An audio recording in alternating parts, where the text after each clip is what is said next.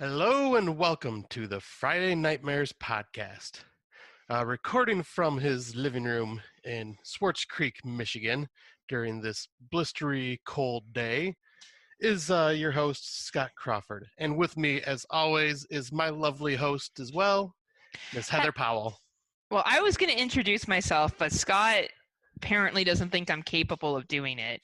Just kidding, Scott. I got yelled at the last time for not introducing you on another one of our bonus Yeah, that's shows. true. I don't know why people think that I'm incapable of doing it myself. But as Scott said, I'm Heather Powell coming to you today from Hamilton, Ontario, Canada. Also a little chilly for me, but you know what? As Scott and I were talking about in our pre-gaming prior to recording, it's pretty normal this time of year up north. You know, you're going to have a fluctuation of weather. It'll get warmer again, and maybe this is just making sure people maintain that social distancing or physical distancing that we. Yeah, no kidding, right? Right. Because with the warmer weather, I had seen a lot of people outside wandering around and not practicing that social distancing. So, yep, maybe this is just Mother Nature saying, hey, get your butts inside. Well, it's hard to do. I think people automatically want to spend time with others and as human beings, right? So I think that as we get on through May to June, things will get nicer, and they haven't canceled all the events up here yet. There's some stuff that they've still kept, which is great. And at the end of the day, it's real first world problems that we're complaining about here. It so is. We're very lucky to live in two countries where you have access to fresh water and safe food and safe housing and stuff like that, generally speaking. Of course, there are people who don't have that, especially in our Indigenous communities in Canada, which probably ties into the fact that we covered an Indigenous film this past Monday on Fresh Cuts. And my other Canadian brother, Moods, and I were able to talk a little bit more about Indigenous issues in Canada. But yeah, so here we go. And we're moving on from Creature Features onto episode 7. And now we're going to be looking at haunts and their impact on films. Yes, which I figured was actually, I think it was you that brought it up, that it was halfway to Halloween. So what a good way to kind of just jump into this next topic of ours. Well, absolutely. It's just, a little over halfway now. And hopefully, by the time Halloween comes, everything will be up and running, especially these haunts. After now watching a couple of different documentaries that we'll get into about these haunts, I have a new appreciation for how much work they take, how much money they cost, and, the time for them to make profit is pretty limited in some cases. Some are open all year round, but some are not. And you definitely have a short period of time to make that money back. So hopefully we will see a resurgence and ability to go out to these things come October. Yes, because, we're just doing the research we've done, like I was telling you earlier today, just looking up some of these different haunts that we found. I'm like, man, I really want to go to all of these. Right, they all look really, really great. So, and they're fun, and we'll get more into our middle section. I don't think our what we've been watching will be as long as it's been other weeks. I know myself, I wasn't able to watch as much stuff, mostly due to work commitments that I had. But yeah, I guess I should start off, or do you want to start off? Yeah, so it doesn't really matter with these top ones because we watched both of them together. So yeah, you can go ahead and start it off. Okay, I'll start off then. So we both watched One Bedroom, which is a 2020 horror film. Even though it was made in 2019, I believe it was a film festival film. Yeah. It made its circuits around before it got picked up. And I think this was on. Well, we watched it on a good friend's Plex, but I believe it's available for rent. Yep. Right. So anyway, I really enjoyed this concept. It's in my top 10, and it's this is a movie that's right up my alley, minus some of the other influences that are in it, because I want to be very careful about spoilers. But there's some premise in it that I'm pretty much done with when I see this premise in films. But here I think it was done really well. But the gist of it is a young woman moves to an apartment complex. She's new to LA, trying to find her way, get her dreams, become a big actress, and all that kind of good jazz, kind of similar to Starry Eyes. Yep. But is gets this one bedroom apartment in this complex, and is great because they do the thing of the open house and people apply and stuff. That was all pretty accurate, and she moves in and things are not what they seem. No, they are not. And I thought that it was really well done. I thought the acting was really well done. I know you guys talked about this on the Rotten Round Table, and yeah, like I didn't recognize anybody from the film. Doesn't mean that they haven't done anything before. It just means that I haven't recognized them. Right. And I thought they were excellent. Like I really enjoyed the pacing. I thought that it was long enough. Yeah, it's a good flowing film. I think you yet again got to be into a lot of character development. There's not a lot of, over the top kills. Like the kills are pretty standard. Like there's nothing that's super super gory. It's more of a mind torture than anything else. Yeah. This is yeah. There are many films when you watch this, which I highly recommend anybody watch this movie, because you'll see a lot of the influences of some classic older films for sure. Mm-hmm. But yeah, I really enjoyed this. Like you, it is in my top 10. When I first watched it, I thought it was pretty good, and then as like was it the week or two went on after I watched it, it just stuck with me, and I kept thinking about it, and Mm-hmm. it just got higher and higher and higher in my rating as I kept thinking about it. It's one of those where yeah, it just the more it sits with you, the more you're going, man, that was really freaking good. Mm-hmm. Mm-hmm. Mm-hmm. And yeah, Absolutely. like the stuff that happens in this film is very messed up. But yeah, I agree. It's more like the psychological torture instead of like actual gore and violence. It's more about the story and stuff Which like is that. fine. It's done well. Sometimes those movies happen, and like I kind of talked about it in the last episode. I'm just tired of like it's always it's in their head. It's all Right. psychological. Like sometimes that's a little draining for me. This wasn't like that at all. Besides one factor of it that I'm just over, and it was done well. I'm just over like the concept that was used. It was good. It was solid. Yeah, I agree. It's worth the money. Yeah, absolutely. I would like if I still start collecting movies, I would own this in my collection. Oh, nice. Awesome. Yeah, and then the next movie, you and I actually both watched this separately, but fairly recently. In fact, yesterday, I think, and that is the Shudder exclusive Z, Yeah.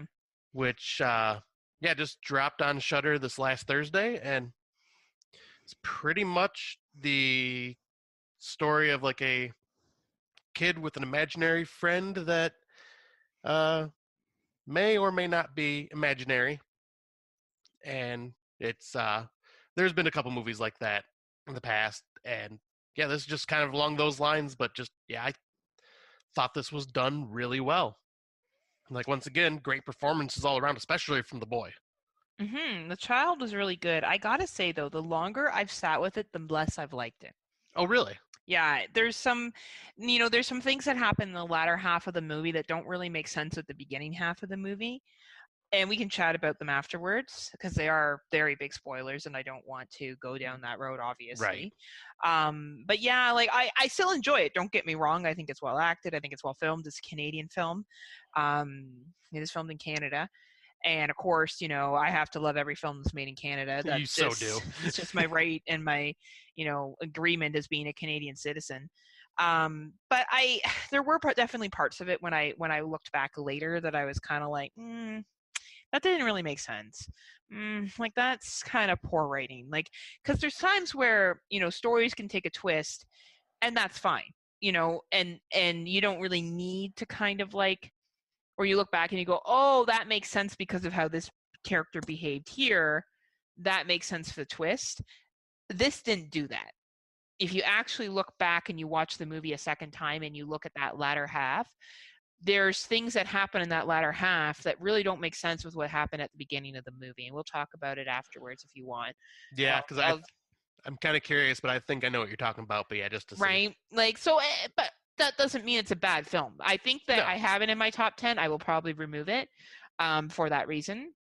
But I definitely would recommend, as a free watch on Shudder, or if you're already paying for Shudder, as a watch on Shudder, totally worth your time. You'll enjoy it. Yeah, I'll say it because it's definitely a good enough movie. Like it's worth like, especially if you're one that's trying to watch as many 2020 films as we are. It's definitely one to check out. Absolutely. Yeah, for sure. I guess the next one is The Wretched. Oh yes.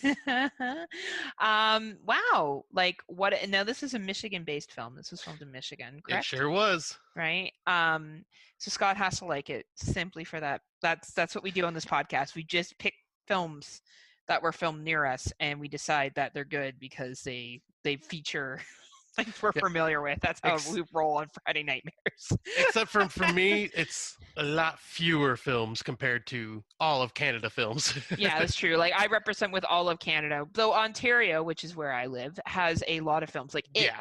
it chapter 1 and 2 was filmed near my work. Like I Right, know yeah. exactly spots where it was filmed. So, and I had a chance to be an extra in it too. I just I couldn't think I take remember you telling me time about off that. work to go. It was being filmed in a small town, not that far from me, about an hour and a half, and they were looking for a random call for extras to just show up. You know the scene where one of the main characters sees Pennywise in the town setting, like in a park area. Yes. That scene. Okay. All of that Nice. leading up. So that town is a Northern Ontario town that was used. And Nice. so yeah, anyway, I digress. It has nothing to do with the Wretched. I don't know why I decided to bring that up. But anyway, that's what happens here in this podcast. We just go into side tangents. Hey, it's our show. We can do It's that. our show, right? So The Wretched was a great film. The acting was very solid. I definitely enjoyed. There were some great teenage actors in it. The plot moved quickly. Also a similar trope in terms of, you know, what who the antagonist was, but not overused in my opinion. It was well done. It wasn't in your face. I liked it. They did a really, really good job, and you know, kept me interested all the way through. I was definitely invested in what happened to the characters, and there was a twist that I did not see coming. Then when they looked back on things, I went, "Oh, that makes sense. Oh, Yeah. that makes sense. It was done well." You know, and that's and I appreciate when films do that. Yeah. This I was really anticipating this because we even brought this up on our what we were looking forward to segment a couple episodes ago because I'd seen the trailer and I was like, "Oh, this looks like right up my alley." And yeah, sure freaking was. This is before I even knew it was filmed in Michigan. But yeah, the places it was filmed in was I think it was Omnicus, Acominus, or something like that. I forget. And then North Point. Cool. And I've been to North Point, and I recognized a lot of those areas like that they were using, and I thought that was really cool. Which is rare for me to say that in the Michigan film. That's awesome. Very cool. Well, Michigan's a big state. Yeah, it's huge. Like it's not like a small little state, so No, there's lots of the areas I still have not been to, but yeah. Anyways, this film has a lot of my style of filmmaking, the types of horror films I like, and this one just nailed it. I was in love with it. The design for everything that was going on, the kind of like the backstory for the evil that's in this movie. The violence was over the top. Um, it was just an all-around solid film, and this is right now sitting at my number 3. excellent. Yeah, I think I have it at 10, so we're just on a different wavelength. But it doesn't mean by any stance that I think that's a bad movie. No. I think it's excellent. There's just other things that connected with me more than this one. But yeah, very, very good film. I would recommend it to anyone. Yeah, this is one that I'm going to tell everybody. You need to see this. If you're a Watch horror this fan, movie. watch this. Freaking watch it now, or I'm going to break your kneecaps. Yeah, right. Scott's like the nicest person in the entire planet. Yeah. Right? Yeah. So if anything, I'd give you a hug. Yeah, if anything, Scott's gonna hug you to death. He's gonna bear hug you to death. Well, the next movie you'll have a lot more to say, but I will bring it up. And it is also another Shudder exclusive, and that is Blood Quantum, which was a indigenous zombie movie. Yeah. And yeah, this was a really good film. And then obviously the things that you had to say about it on Fresh Cuts, please go check that episode out. You and Moods brought a lot of knowledge. That opened my eyes to a lot more parts of the film that I did not totally catch on to. And there was some of it I did understand just because, we have the indigenous here as well, but and some of the same issues. But yeah, just hearing the stories and the things that you picked up out of this film was very fascinating and made this movie even better for me. Well, Indigenous individuals, Aboriginals, Inuit, whatever the appropriate term is for wherever you live, natives, because I know that Moon's talked about how some Indigenous people he knows prefer to be called natives, and obviously, you use the term that someone is most comfortable with. Right. But politically and socially, when we talk about, the people that were here first, we refer to indigenous. We're colonizers, and I think that people have a hard time accepting that. But unless you were indigenous, you're a colonizer. Yeah. It is what it is, right? So, especially if you're white. So, You're right. I think that this movie was a perfect example of making people aware of issues, so such as alcoholism, drug abuse, poverty, unplanned teenage pregnancies,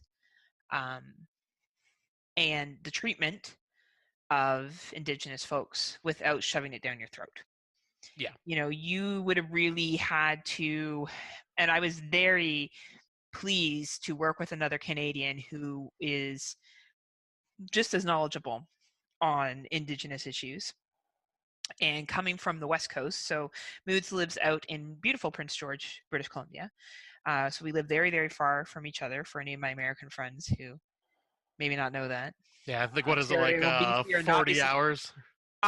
Well, no, to drive it takes 7 days. But to 7, wow. fly would be probably like a 4-hour flight. But yeah, it's 7 days, like the ring, 7 days. And I'm sure people will be like, I can make it shorter, but like generally speaking, if that's takes 2 days alone to get out of Ontario. Ontario is such a big province. So anyway, long story short, this movie was very, very well done, zombie wise. The special effects were very good, I thought anyway. Yeah. The gore was great. And if you just want to watch it as a zombie film, you can. Not everybody needs to look at a film and pull meaning from it. And not every film means the same to each person. Right. I may watch a film and go, wow, I really connected with this and this from the film. And the filmmaker may be like, great, that wasn't my intention. I'm like, that's cool. That's what I took from it. That doesn't mean that's what the film was about. Yeah, exactly. But I think definitely this film did try to subtly refer to Indigenous issues in Canada. And, we have a pretty shitty track record, just like the United States does. So, I think that it was well done. I recommend checking it out. It wasn't on Canadian Shudder, strangely enough. Yeah, where did you watch it then? I watched it through your American Shudder. Somehow I was able to get it through your American Shudder, but Christian could not get it through the Canadian Shudder. Really? Because that's Christian weird, from Exploding Heads. I should also state who he is. Yeah. Christian from Exploding Heads and TGIF Fridays. But yeah, that is crazy because when we first started doing this podcast for our very first episode, we did Lords of Chaos. You had Lords of Chaos from my Shudder account, but it was not on my Shudder here in the U.S. It's super weird because with the VIN and stuff, but also it's even more strange. It's a Canadian film, not on Canadian Shudder. Like, let's just follow that down for a second. That's really weird. And Canadians are not shy about making films and TV shows that expose the ugly underbelly of our country. I would honestly say Americans are not good at that.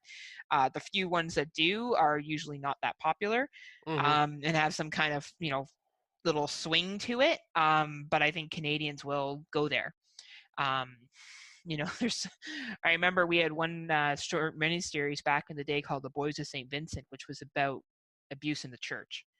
Oh wow! Series, yeah. So like we go places. We had a long time running TV show named called North of 60, and it really exposes Aboriginal and Indigenous, well at the time it was Aboriginal, but Indigenous issues. Like, it doesn't hold back. So that's the one thing I can definitely say for our country, is that we don't tend to hide away in media of our wrongdoings or our past that's shady. Unfortunately, it's Canadian media, and not a lot of people watches it. So I'm hoping that this movie gets a little bit more exposure. Yeah, and I think maybe that could be one of the reasons why it dropped on the US one first, just to maybe kind of pick up steam. Absolutely, could be quite possible. The other, movie that we watched is The Lodge. Yes, we did. And I can see why someone will enjoy this film. I did not enjoy this film. I thought it was okay. What I enjoyed about it was beautiful scenery. It's filmed in Quebec. And I saw the 401 in it, so shouts out to my Canadians. You get to see a little glimpse of the 401 that they're driving on. If you're noticing the trend here, Lots of Canadian films that Heather is definitely noticing and picking up on. Well, I Google when films are made too. Yeah, When I you do. suspect that it's made in Canada, I will look it up, and to see if it actually was or not. So we get a lot of films that are made up here. It's very, very common. So Oh, it is. it's just a fun little game I play with myself play with myself. That sounds great, but no, that I play to figure out if a movie is Canadian made or not. But anyway, The Lodge, the acting is great, beautifully filmed. I just found the plot so like everything threw together. I felt like it wanted to be every movie under the sun and use every trope under the sun, and I just found that very tiresome.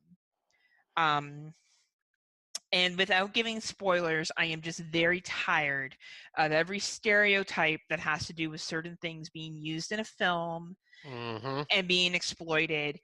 And I listened to you on the Rotten Round Table with Mr. Mark Nato, and I have a lot of respect for Mark Nato, but a second watch will not change my opinion on this film. I have a fundamental issue with certain things that are exploited in this film, and that's me. By no stance am I saying that everyone else should feel that way. I am just so tired of certain tropes that are constantly used. They're just not my jam.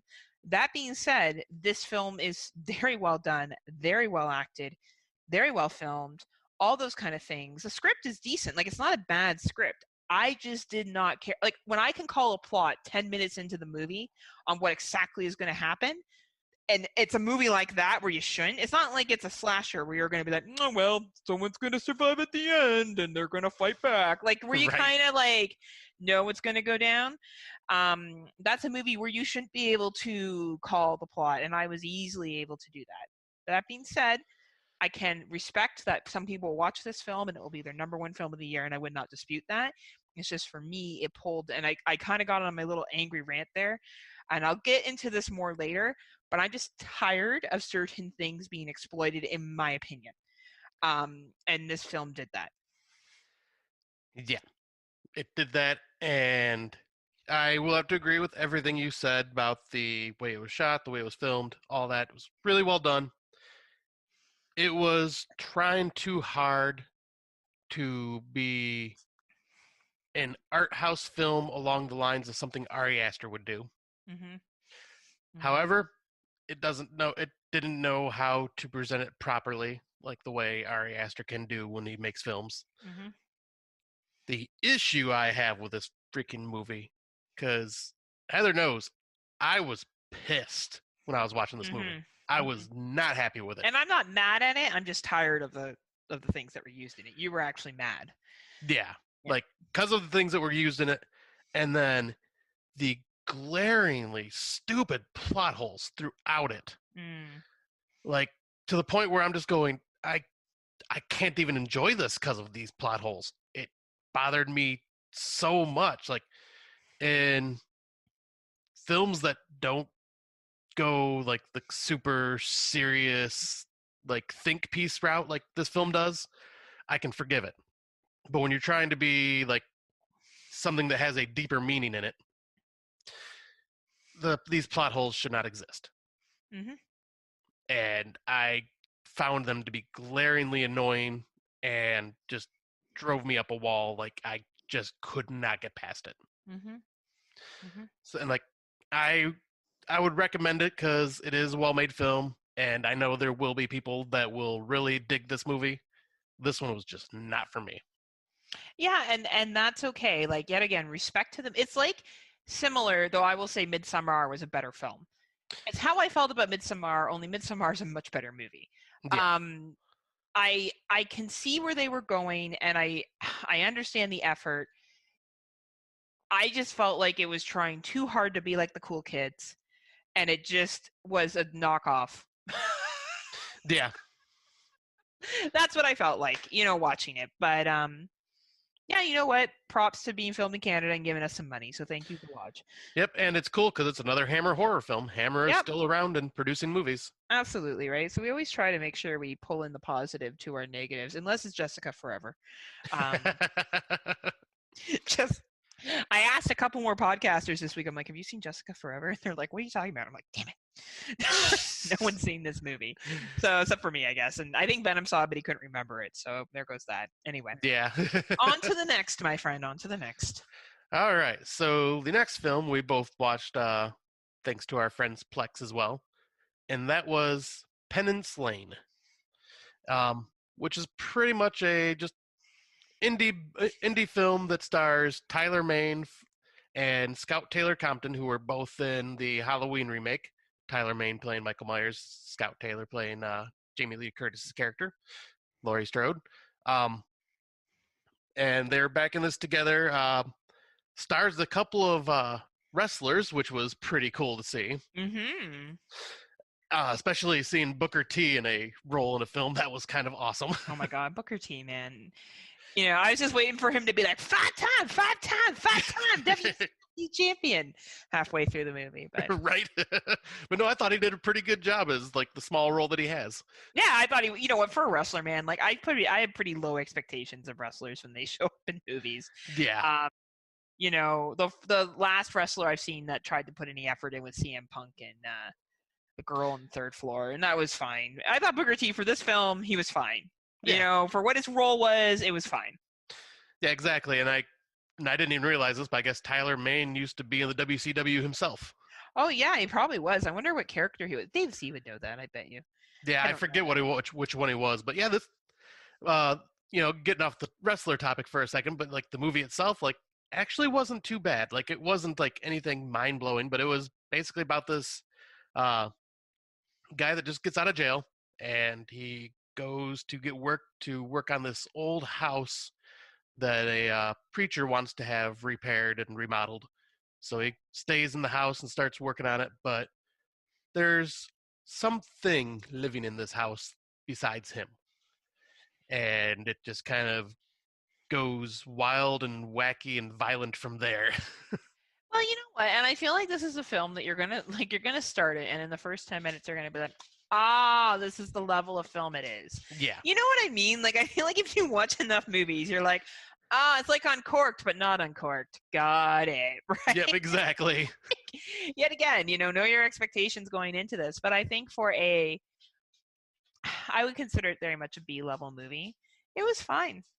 Yeah, it was a fun watch. I didn't feel like I wasted my time with it at all. No, not at all. And I didn't think the acting was terrible. The special effects were pretty good. Like it was just a decent watch that I would say, give it it's worth a rental. See, I would agree. Like a $3.99 rental, yeah, absolutely. Yeah. It's definitely worth checking out. Absolutely. Oh, and I guess finally, True Fiction. Oh yes. And this was getting a lot of love from people, and I just, yet again, I thought it was okay, and I enjoyed the flow. The acting was very solid, but I just found it dumb at points, and I just didn't connect with it. I feel like I saw it so long ago now, and it means absolutely nothing. Like I'm just picturing random scenes in my head, and like I feel nothing for it. So it's like a total like, yeah, it was there, and I get this whole like writer thing, and this young woman wants to be a writer. She gets a chance to work with her favorite writer of all time, and I just yet again feel like this was a movie that was trying so hard to be like, there's gonna be a twist. There's gonna be a twist. It's coming. And I don't know. When you're constantly throwing it in my face that there's gonna be a twist, like I know there's gonna be a twist. Anyone that's seen any more than 5 movies know there's gonna be a twist here. I just don't have the buy-in. And maybe because I'm seeing more and more movies now, I'm getting more highbrow and judgy. But I will be honest, after watching some of the film festival films and the twists that were in those, I find twists like this insulting. Yep, you're starting to sound highbrow. Oh my God. Soon I'm going to start like, well, it makes sense. I already have Starbucks and, what else do I do that's really highbrow? I like Kate Spade. I really am pretty like privileged. So I don't know. Maybe that just falls in with the rest of things. But I'm just tired of it. I'm just tired of films like this that I feel like throw the twist in my face so early on that it just doesn't. When I can call a movie like that, and I think I did call what was going to happen. You did. Right? Like it's no longer fun for me. I know, and see, that's where I think I was different from you in that, like I have pretty much the same thoughts, but like when you were guessing, like, oh, it's gonna be this, I'm going, nah, it can't be that. That'd be just, it's too easy of a thing to, like, too easy of a twist. It's got to be something else, like this. And you're going, no, there's no way it's gonna be that. I'm like, or this. No, it's not gonna be that. It's gonna be this. And yeah, you were dead on, and I'm going, son of a bitch. Yeah, like I don't want to sound like a negative Nelly, but and again, if you like this movie, awesome. If it's your jam, that's awesome. I would never take anything away from it. I think there is some solid acting in here. I definitely think that the set is good. I think they utilize things well. It just wasn't for me. Yeah, I agree there. Like, I started liking it towards the end of the second act, beginning of the third act, after the twist all happens and things were ramping up a bit, but then like the ending hit and it brought it right back down to me, and I'm going, this just didn't work for me. I would say that I can definitely see a lot of people liking this movie though, so it is definitely worth a rental to them. Absolutely. I definitely think it's worth a watch, and some people really love it and some people won't. Like, like I got Mama Monsters as my number one film, and some people may not even have that in their top 20. I just connect with that film more. It speaks the Heather language of what I care about and what I'm connected to. Right. This may speak the language to somebody else, and that's absolutely fine. I'm not somebody who just because I don't like a film, but I can still see the quality behind it, decides to shit on it and make other people who like it sound stupid or bad for liking that. I think it's actually a very immature approach. And, there's films like Jessica Forever that I just don't get what was happening throughout it. And if someone came to me and said, oh yeah, this is what it meant, I'd be like, okay. Or there's films like The Wakefield Project, which, really should have been a pornography. Like that you go like, okay, like that's something that probably most people aren't going to enjoy. But, a movie like this, a movie like The Lodge, some of this comes down to taste. Oh, it absolutely does. And that's okay. That's okay. Yeah, and I figured like True Fiction and The Lodge were going to both be right up my alley because of that, like my taste. And yep, they just didn't hit with me. All right, and that's fine. Yeah, it just happens. But I guess, yeah, we can jump into the older movies that we've been watching. So I guess I'll go first. We're going to hammer these out. Ham. All right, so first one is Revenge, which was a Shudder exclusive, I think. Yep. 2017. I'm a little late to the game on this one. It's a rape revenge film. The rape scene is actually pretty uncomfortable to watch and fairly realistic of what would happen. The whole build up to it is you see it coming. And it's the rape scene isn't over the top, which I do appreciate, because rape is always over the top, like it still made me uncomfortable, but it wasn't that like hard to watch, like Last House on the Left, I Spit on Your Grave type irreversible. Well, and I think where I'm going, I agree with you, but where I'm going with this is what real rape looks like. Yes. And it's just as fucking painful for the person having it done to them. Oh, yeah. And we should be just as equally uncomfortable. We don't have to have them cut up and bleeding for us to be like, oh, shit, right. That's not okay. Right, exactly. Though the most devastating rape scene I've ever seen was a male rape scene in a TV series called Slasher in the second season. I remember you telling me about that. That was probably the aftermath was probably the most painful to sit through. And I applaud them for using a man as a victim, because I think that can be seen as different ways. But it was really well done. And maybe we'll get to that one other time in more explored in more detail. But this film was, there were some scenes where I was like, really?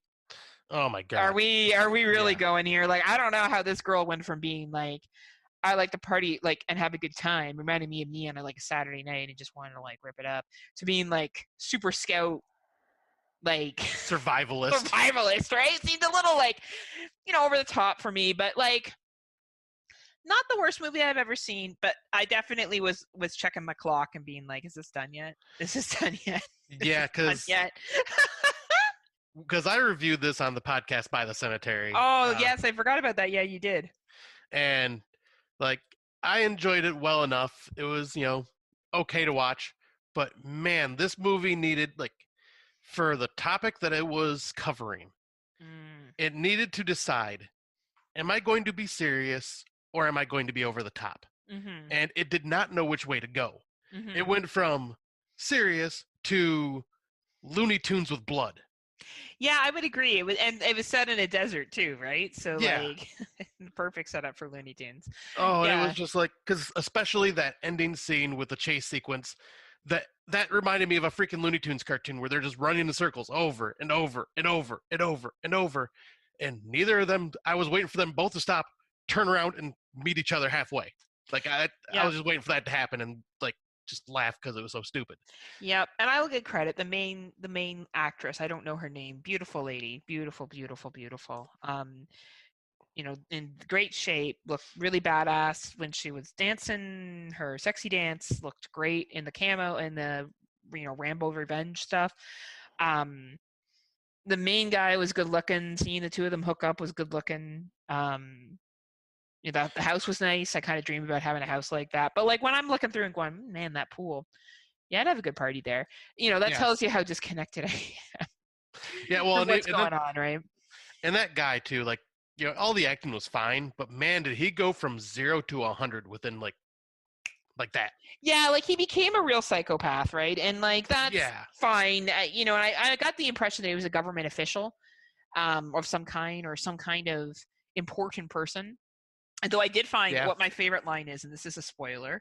At one point, he tells her that he got her a job up in Canada, and he's going to send her to Canada. I was like, I love it. I don't even say the province, just Canada. We're just going to drop you off in the middle of commercial territories.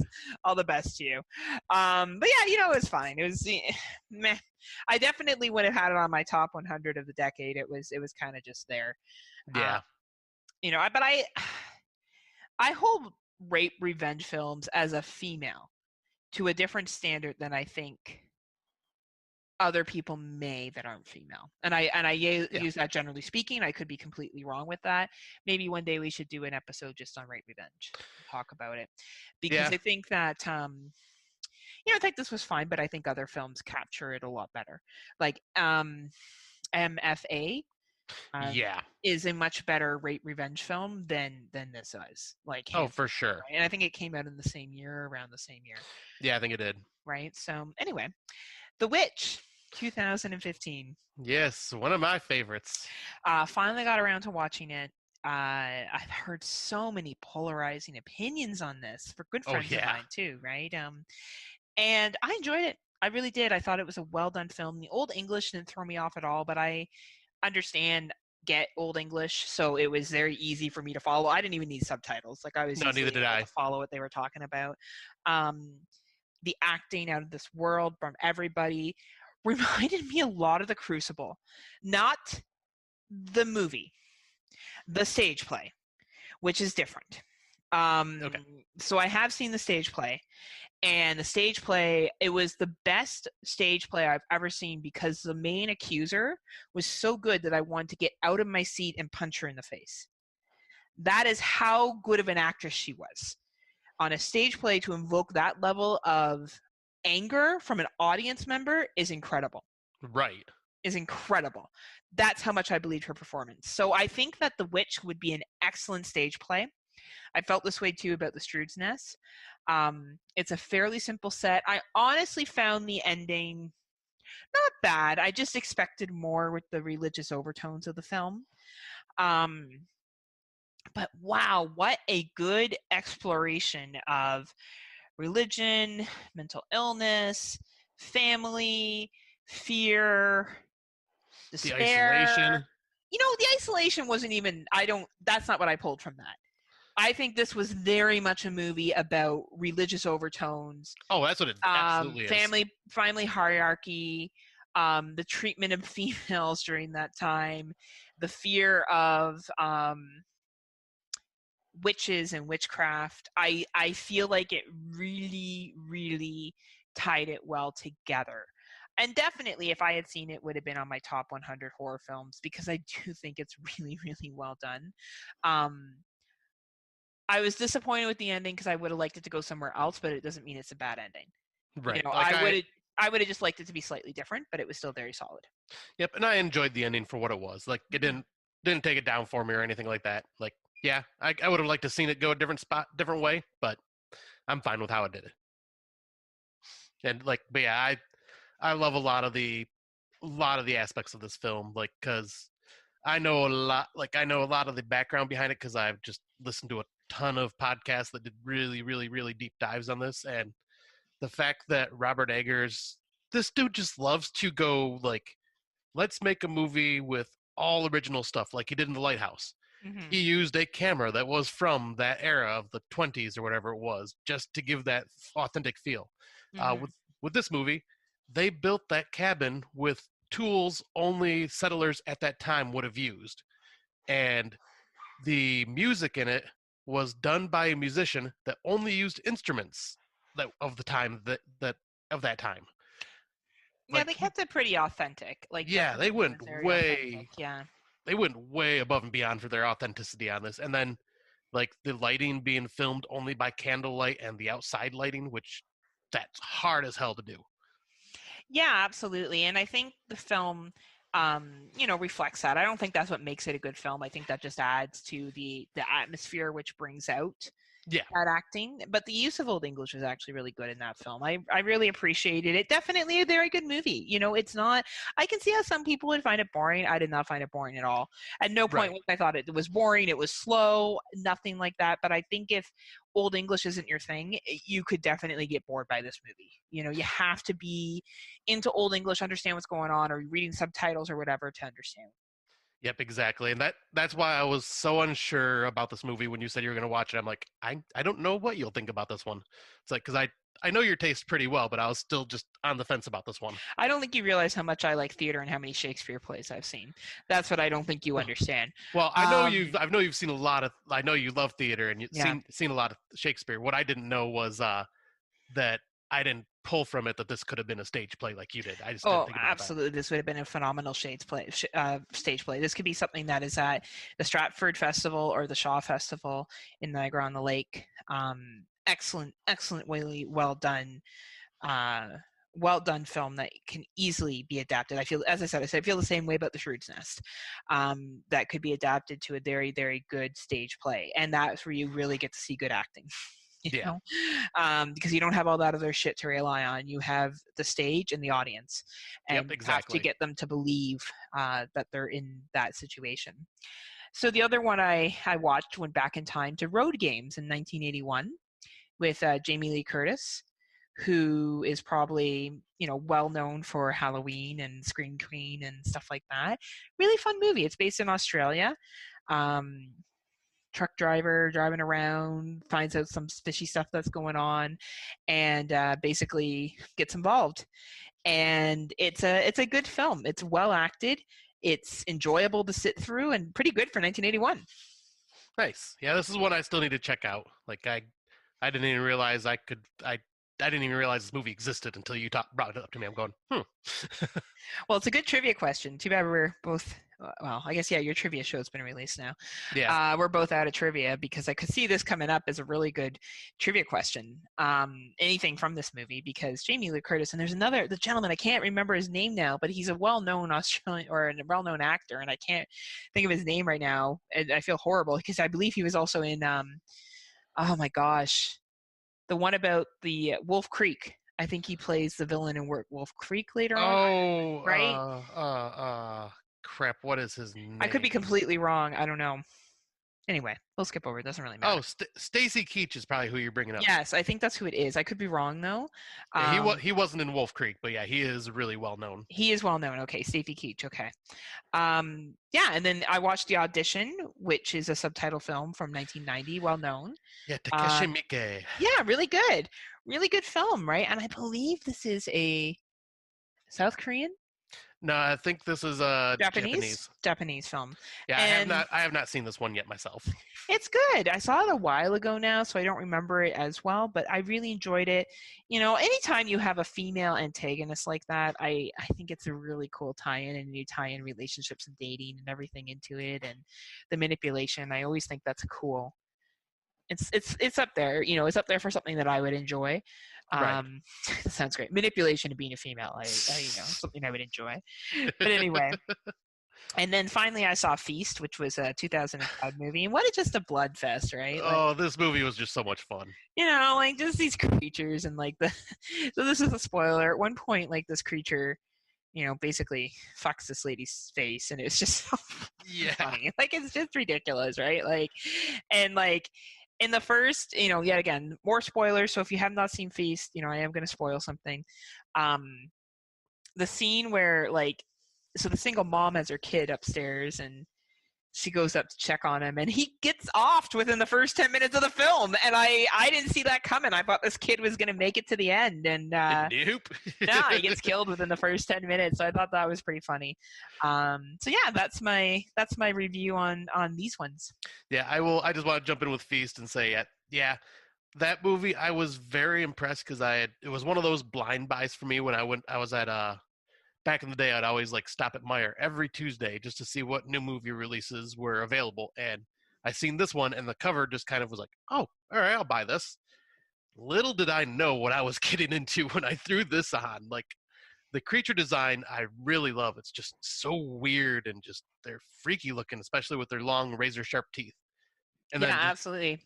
The weird sexual nature of these creatures too, which just surprised me. It's over the top, right? It is. You know what? Sometimes you don't want to watch something heavy, right? You want to watch something light and fluffy, and this was totally light and fluffy, and I dug it. I really enjoyed it. When I sit back and be like, oh man, wish I had known about it. Well, actually, it's 2005, so it wouldn't have been in my top 100 of the 2010s on. But it was good. It was, if you just want to sit back and watch some gore and some ridiculous creatures, it's great. Yeah, it's a high recommend for just a fun monster movie. Absolutely. So yeah, I guess I can go on to the few older films that I watched. I watched for the first time Murder Party from 2007. I cannot remember the director's name, but he did Blue Ruin and The Green Room, and I believe Murder Party was his first film. And man, this was just a lot of fun. I didn't know if I was gonna like it at first because it's one of those horror comedies that knows what it is. So the characters are just really ridiculous because it's basically about this weird loner dude who he basically just gets pushed around. To show you how much of a level of a pushover he is, he gets home from his work, makes himself a bowl of popcorn and goes sits down to watch a movie. He goes to his favorite chair, and his cat's sitting there. And I forget what, I think it may have been named Whiskers or something. He's like, Whiskers, move. And the cat just looks at him, and he just goes, fine, and goes and sits on a different chair. He wouldn't the cat pretty much owned him. Aww. That's how much of just a lonely pushover this guy is. He doesn't want to start any conflict, and he gets this random invitation to go to a Halloween party, and they say, dress up in costume, and he gets there, and he's this cheesy ass cardboard costume that he made, and there's all these people there that he doesn't know, and next thing you know, they're using him to sacrifice. So they tie him up, and these people are all just dumbling idiots that don't know what they're doing and accidentally kill themselves, fight amongst themselves. Oh my gosh. It just goes ridiculous, and he's just sitting in the chair a majority of the time, just watching this all unfold, and it is just hilarious the way it all plays out. Oh my goodness. And it's so over the top and violent too. It's just ridiculous and so much fun. The second movie I watched was Creep from 2014, which I think was a John Duplass film, but someone in our chat group, or not our chat group, but our Facebook group, recommended this one to me. And I think that might have been Wade Wynyo from pophorror.com. Thanks, Wade. Yep, appreciate it, because I really enjoyed this one.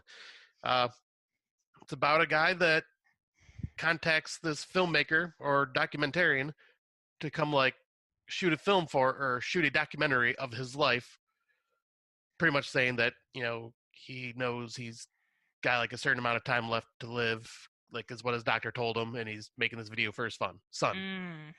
Well, that's all a lie, and this guy is just really weird and obsessed with he does this and calls the person over and just like starts stalking the filmmaker and like sending him weird gifts and things like that, Oh and man. it just unravels from there, and it's just a really creepy film. But I highly recommend it. Nice, awesome. I haven't seen it. I've heard a lot about it, and I've seen it I've seen it on like Netflix and stuff. I just haven't picked it out to watch. But I think now with our watch challenge, probably very likely I'll Yeah, watch it this year. I recommend you check it out. I'm probably gonna see part two at some point too, just to see how that one plays out.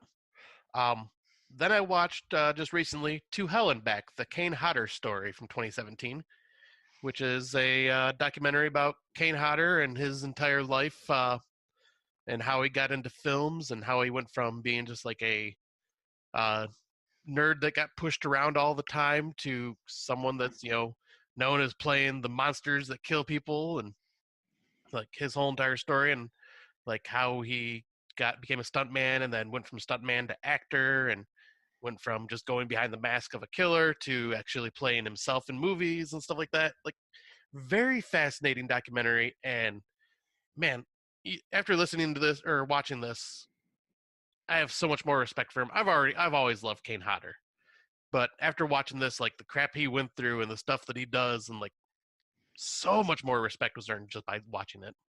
Like, highly recommend this documentary. Well, I'm excited to hear that because he's somebody that goes to a lot of conventions, and he seems to really care and engage with his fans. That's the impression I've always got, anyway. Oh, he does. Um, and I feel like he's somebody who understands. He understands his fame as a horror person. Yeah.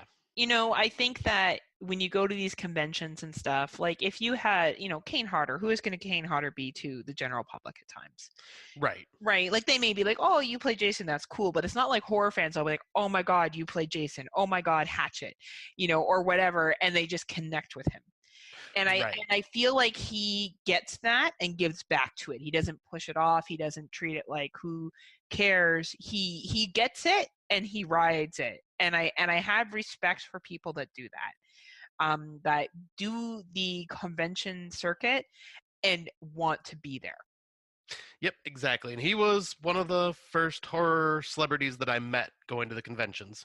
And a funny little story there is like he doesn't do it anymore because apparently someone ended up passing out from it. But he would choke the person and take a picture. And when he's choking, he's actually gripping really tight, like cutting off your air. And when I went to meet him, little did I know, foolish little Scott, young to these conventions, not knowing that, hey, I should actually have cash on me instead of my debit card. I went up to his table and I was having one of my Jason masks signed, and I wanted to get a picture with him as well. And he's like, all right, that'll be this much. I'm going, oh, shit. All I have is like half of that on me in cash. I'm like, I can run to the ATM real quick and get you some money, and I'll come back. And he's like, no, don't worry about it. But you know what? In the picture, I'm just going to choke you extra harder. And I was like, all right, sure. Holy crap. He grabbed me by my throat, cut off my air completely, then lifted me off the ground with one hand by my neck. So what we're hearing is Scott was very skinny. No. I was actually bigger than I am now. Wow. Not that you're big now by any standard, No. but that's a lot for somebody to lift with one hand. Like I lift weights and shit. And I'm a chick, so it's not the same thing. But like, holy fuck, that's intense. Yeah, like you could tell because my tongue was sticking out and everything in the picture because I just couldn't do anything. I was like starting to turn blue. Oh my goodness. It was crazy. One of the coolest experiences. And then my poor buddy Jason, who is a huge, huge, huge fan of Kane Hodder, went a couple years later and was so looking forward to get choked out. And that was the year that Kane Hodder had decided to stop choking people because he did it to someone and they passed out. And so Jason was so bummed that he just looked over at Kane and goes, well, how about this? You lean in and give your thumbs up or whatever. He's like, I'll choke myself. So you see Jason leaning back going, choking himself while Kane Hodder's just giving the thumbs up. That's hilarious. Oh my God. The things these people do for their fans, you know what I mean? Like, oh, for sure. All right, weirdo, that's what we'll do now. I'm sure Kane Hodder was like, who the fuck is this guy? But he still went along with it. Right. And that's, and really like, So I'm someone that's been into wrestling my entire life, and you want super nerdy people, go to a wrestling match. And I've been to many, over 20 live events in my lifetime. And like I would see these grown dudes walking around with these child-sized championship belts on their shoulders. And just, and I am into wrestling too, but I also know that it's staged. I'm not 8 years old anymore, and I know that it's a staged performance. But like it's funny what these wrestlers put up with, right? Like the nerdiness of people can be like, I know if I ever get the chance to meet certain people, I will be just equally nerdy too, so I'm not judging anyone at all. Right. I just find it really awesome when they play along with it, and they like they engage. I think this is really nice, and I think that's knowing where your bread and butter is coming from, and good for you. Yep, exactly. I mean, because all they are is they're just excited to meet you, and so you might as well just give them that. Well, why else are you there? Yeah. Like, if you're going to be a dick, why be there? Like, right, exactly. why do that? Like, you don't, you're not doing anyone any favors by showing up and charging like $75 for an autograph. So you might as well, right. besides yourself, that's who you're doing the biggest favor to. So you might as well just engage with the ones that, like, for some people, that's their entire like goal in life is to meet certain people. And if I was ever that popular and someone's goal in life was to meet me, I don't know. I don't know. I couldn't imagine my ego getting any bigger than it already is. Like, gosh, I'd have to become an American just to. I'm just kidding. Just kidding. I'm just kidding. Wow. But I'm just teasing. I know. But yeah, I'm really glad to hear that. I'm glad that his story's worth hearing, and that he's come from some shitty stuff and made a real career for himself. Good for him. Yeah, absolutely. Like I recommend this to anybody that just wants to learn more. Does he talk about the Freddy versus Jason stuff? Yeah, like that. Like and that's one thing I love, because obviously that was a sore spot for him when that happened. Yeah. And then right shortly after that, probably a couple years later, Adam Green got him on the TV show Holliston. And Adam Green came up to him and goes, "Look, I know this is a really tough subject for you." He's like, "But I want to make light of it to make you feel more comfortable with it yourself. So what I'm going to do is you're going to play yourself, but you're going to be hospitalized because you tried like killing yourself when you found out you didn't get the role in Freddy versus Jason. And then anytime me or Joe Lynch bring up Freddy versus Jason later on in the movie, you freak out and start choking one of us or punch us, or you start hitting yourself." He's like, just playing light with the subject and everything. And Kane was talking about pretending to kill yourself is light with the subject, but okay. Well, I mean, yeah, I don't know if that's really light with the subject. Yeah, right. I mean, but I get it. And if Kane was consenting to that, that's fine. I don't know if I would use the word light when it comes to. Yeah, I guess that is the wrong type of word. But that's all. But what they were trying to do is bring it up in the open. I think what you're trying to say is like they weren't trying to hide it. And he probably did feel really depressed. So I think also they were sending a message to like, he did feel like shit when that happened. So, it's good to kind of face it head on. Yeah, and he even said how much that really helped him, like doing that show with him. Awesome. But yeah, I guess I'll talk about the next two films. Well, this one I think you've seen, but Black Mountainside from 2014. Mm-hmm. And I pretty much watched this from Tammy's recommendation, Tammy Turner from the Horrorcast and the Rotten Roundtable.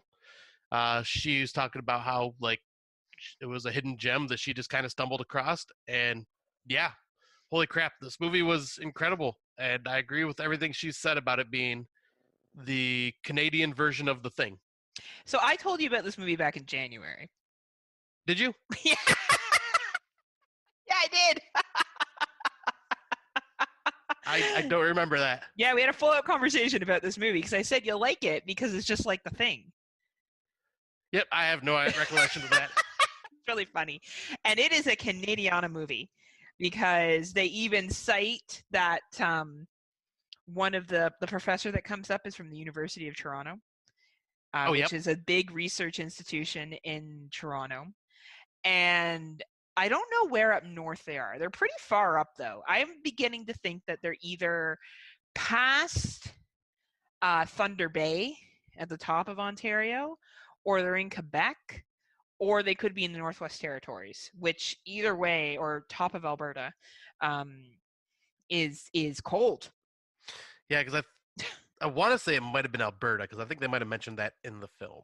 Did they say so? Yeah. So if they're up at the top of Alberta, we're looking at some very, very, very cold, cold, cold. Like we think it's cold here. We don't know what cold is. Yeah, because they were saying it can get down to like -50 at night and stuff like that is what it was saying in the movie. Yeah. Yeah. You need polar suits to survive outside. Like it's insane. I like this movie a lot too. I think they do a really good job of the whole isolation thing, and yet again, Yeah. using their budget well. Oh, absolutely. Yeah, they Yeah. did a really good job with this one. Like, it had me on the edge of my seat the entire time. Absolutely. And it's on Tubi, so it's free if people want to watch it, and they Yep. don't have Shudder or Prime or Netflix. Yeah, because I was going to say I watched it on Amazon Prime. Like, who doesn't have Prime? Nets? Like, usually you have one of those. But if for some reason you don't, you can watch it on Tubi. Yep, exactly. But yeah, it's a really, really well done film, and there's some some Canadian accents in it that are pretty funny. Yeah, there are. Right, but it's not overly Canadian in your face. Like they make a couple of Canadian references, but I wouldn't say it's like over Canuck by any chance. No, I definitely agree. Like, because, like, some of that stuff would probably go over my head if otherwise, like, just because I'm not from there and I don't know. But yeah, there's nothing that really is like, besides him being like, oh, I'm from the University of Toronto, and mentioning that they're at the top of Alberta, and like the Inuit people that they deal with, because it'd be Inuit up there, it wouldn't be Indigenous. Yeah. It would be Inuit. Like that's where it is. I always thought it was interesting with the creature, how the creature was dealt with in that. Yeah. But I feel like that was a budget thing more than anything else. Yeah, I think it was. Because, yeah, it definitely wasn't, like, super high budget. But, No. yeah, they utilized what they had, and they did it perfectly. Like, this is a freaking awesome movie. Well, I'm glad you listened to Tammy and finally looked at it, so that's awesome. That's okay. We talk about a lot of movies, Scott. In all fairness, we don't. It's not like we talk about one or two horror movies. Like our watch list is my first time watch list, not 2020, is almost up to 100. Yeah, mine's at 87, I think, 88. And my 2020 first time watch list is at 40. So, well, it's only for time watch because they're 2020 movies. Is at 49. Yeah, but that's at 47 for me. 48. So yeah, like lots of movies have been watched, so it's fair to say that some are going to be missed. But I was very happy to hear Tammy talk about that one too. Yep, and then the next movie I want to bring up is Black Water from 2007, which is an Australian creature feature. Mm-hmm. Or I guess would be more like nature run amok based off a true story type deal. Mm-hmm. But it's about these group of people that decide to take this boat out into like these swamp areas of Australia. Like they're just kind of on these road trips exploring different places, and they go out into this swampland, and this massive crocodile, because they thought all the crocodiles were gone out of this area because they've been gathered up and brought into like zoos and things like that, so they thought it was cleared out, and this one has been surviving out there for a while and knocks the boat over and pretty much leaves them stranded. And these people are actually stuck hanging out in trees. And like that's where they're stuck the whole entire time, because there's like no dry land nearby at all, so they're just stuck like trying to like not get eaten by this crocodile. And it's a really good tense film, and for the budget it had, only had 3 characters to really focus on. Like it was really well done, acting was really good, like not a lot to it, but that's for a film like this, that's all you really need. It was totally worth it. Absolutely. And for an Australian exploitation film, which is technically road games as well. Yeah, good films. Good films. I haven't seen Black Water, but I think I would dig it because I do like a lot of creature feature stuff like that. Yep, and that one is on Tubi TV as well. Good old Tubi. Oh, yeah. Tubi. Hashtag Tubi. You gotta love that website. Yeah, it's great. Yeah, it's great. And the fact that it's free, and you got to sit through commercials and stuff, but if you're watching something on TV, you'd be sitting through commercials too. Yeah, exactly. Right? Like, it doesn't really matter. So I guess we'll go into what we've been listening to, which is our segment where we talk about podcasts and stuff. So I'm going to talk about probably a fairly popular podcast. I don't actually know how many downloads this podcast has, but it's the Horrorcast, intelligent discussion, horror movie discussion with Mark Nato. And you and I have been on the Horrorcast, or Rotten Roundtable, I should say. No, you've been on the Rotten Roundtable more than I have. Yeah, think with this last time I joined them, I think now I have had 2 more times that I've been on besides when you've been on. So you've been on 4 times, Bill? Yeah, I think so. So he goes back and forth every week. He does an episode, and it goes between Hammer Horror, which is what he's currently doing right now, with Reverend Vin, the Taminator, Brandon Young, and Watson. From the Watsy Party and Horror Corridor, and they discuss Hammer Horror, and they've been doing that series now for a couple of months, talking about different Hammer horror films. I think at least 2 or 3. Yeah, I think it's going on 2 months, and I think the next episode that comes out is going to be the last one talking on Hammer Horror. Yeah, because they're talking about the Lodge. Yep. Yeah. And Mark Nato also does this other show, or I shouldn't say this other show, but the second part of the Horrorcast, which would be the Rotten Round Table, which is where himself and Tammy, known as the Taminator, will have different guests from different podcasts, hosts on the show, and they talk about horror-related news. And I love the opening to this because I love his opening song, the Horrorcast, the Horrorcast. Yeah. I love how he always says we're all thriller, no filler. Yeah, all killer, no filler. All killer, no filler. And it's great. He always is on the up and up. Like, if you want to know what movies are coming out, you want to know what's coming down the pipe, Mark Nato knows. Oh yeah. I feel like Mark Nato has just so much knowledge, and I just feel blessed to even know him and be in the same circle as him to kind of learn what movies he likes and stuff like that. And I've enjoyed my time on the Rotten Round Table. Your episode that you were on there with Taminator and Mark Nato was great.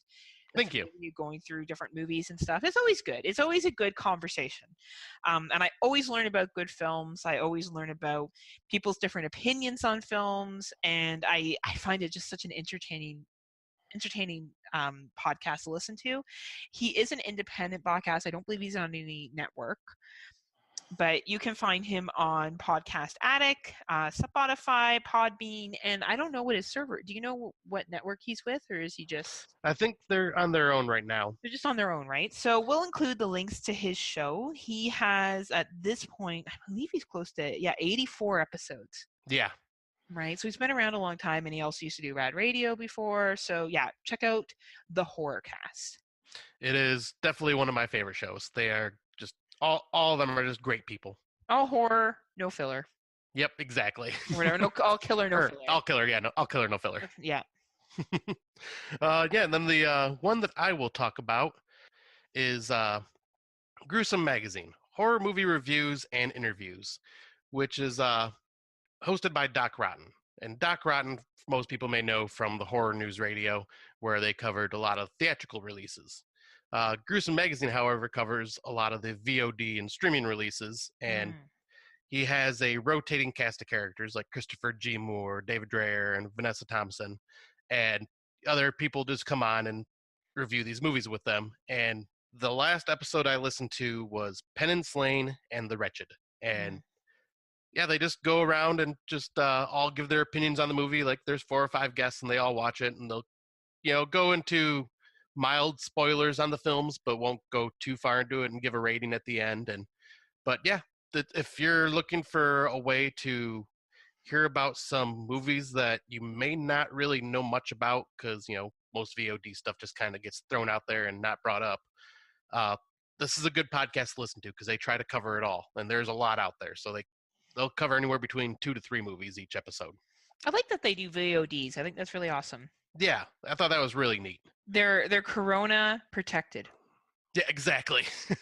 Yep, they are being able to continue surviving during all of this. And yep, just like the Horrorcast and everything, you can find them on Spotify, Podcast Addict, maybe not Podbean, but iTunes and all that stuff. Pretty much where any podcast can be found, they're there. And we'll have links to both shows in our show notes like we always do.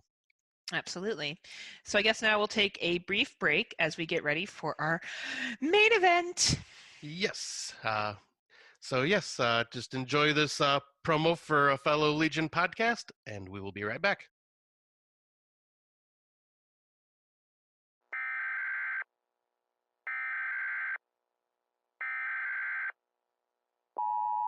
This is a test of the emergency podcasting system.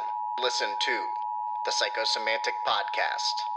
Politics, movies, and political movies.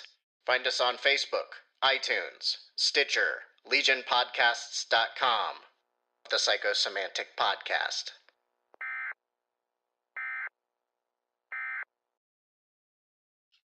All right, so our main topic today is haunted attractions, the history, facts, and what attracts us to them. And I am going to start with just kind of giving a brief history of like when haunted houses were around, or haunted attractions. So in 1802, Marie Tussaud scandalized British audiences with an exhibition of wax sculptures of decapitated French figures when she set up a permanent London exhibition. She dubbed her grotesque collection the Chamber of Horrors, which I believe this was kind of like the first wax museum type deal. Then, at the turn of the 20th century, the closest relatives to modern haunted houses began experimenting with macabre themes, like, for example, in Paris, the Grand Guignol Theater became notorious for its onstage depictions of graphic dismemberment and the arterial sprays of blood.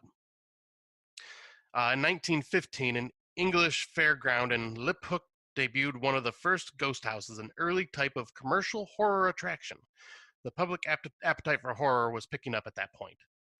And then Halloween-themed haunted houses first emerged during the Great Depression as American parents schemed up ways to distract young tricksters whose holiday pranks had escalated to property damage, vandalism, and harassment of strangers.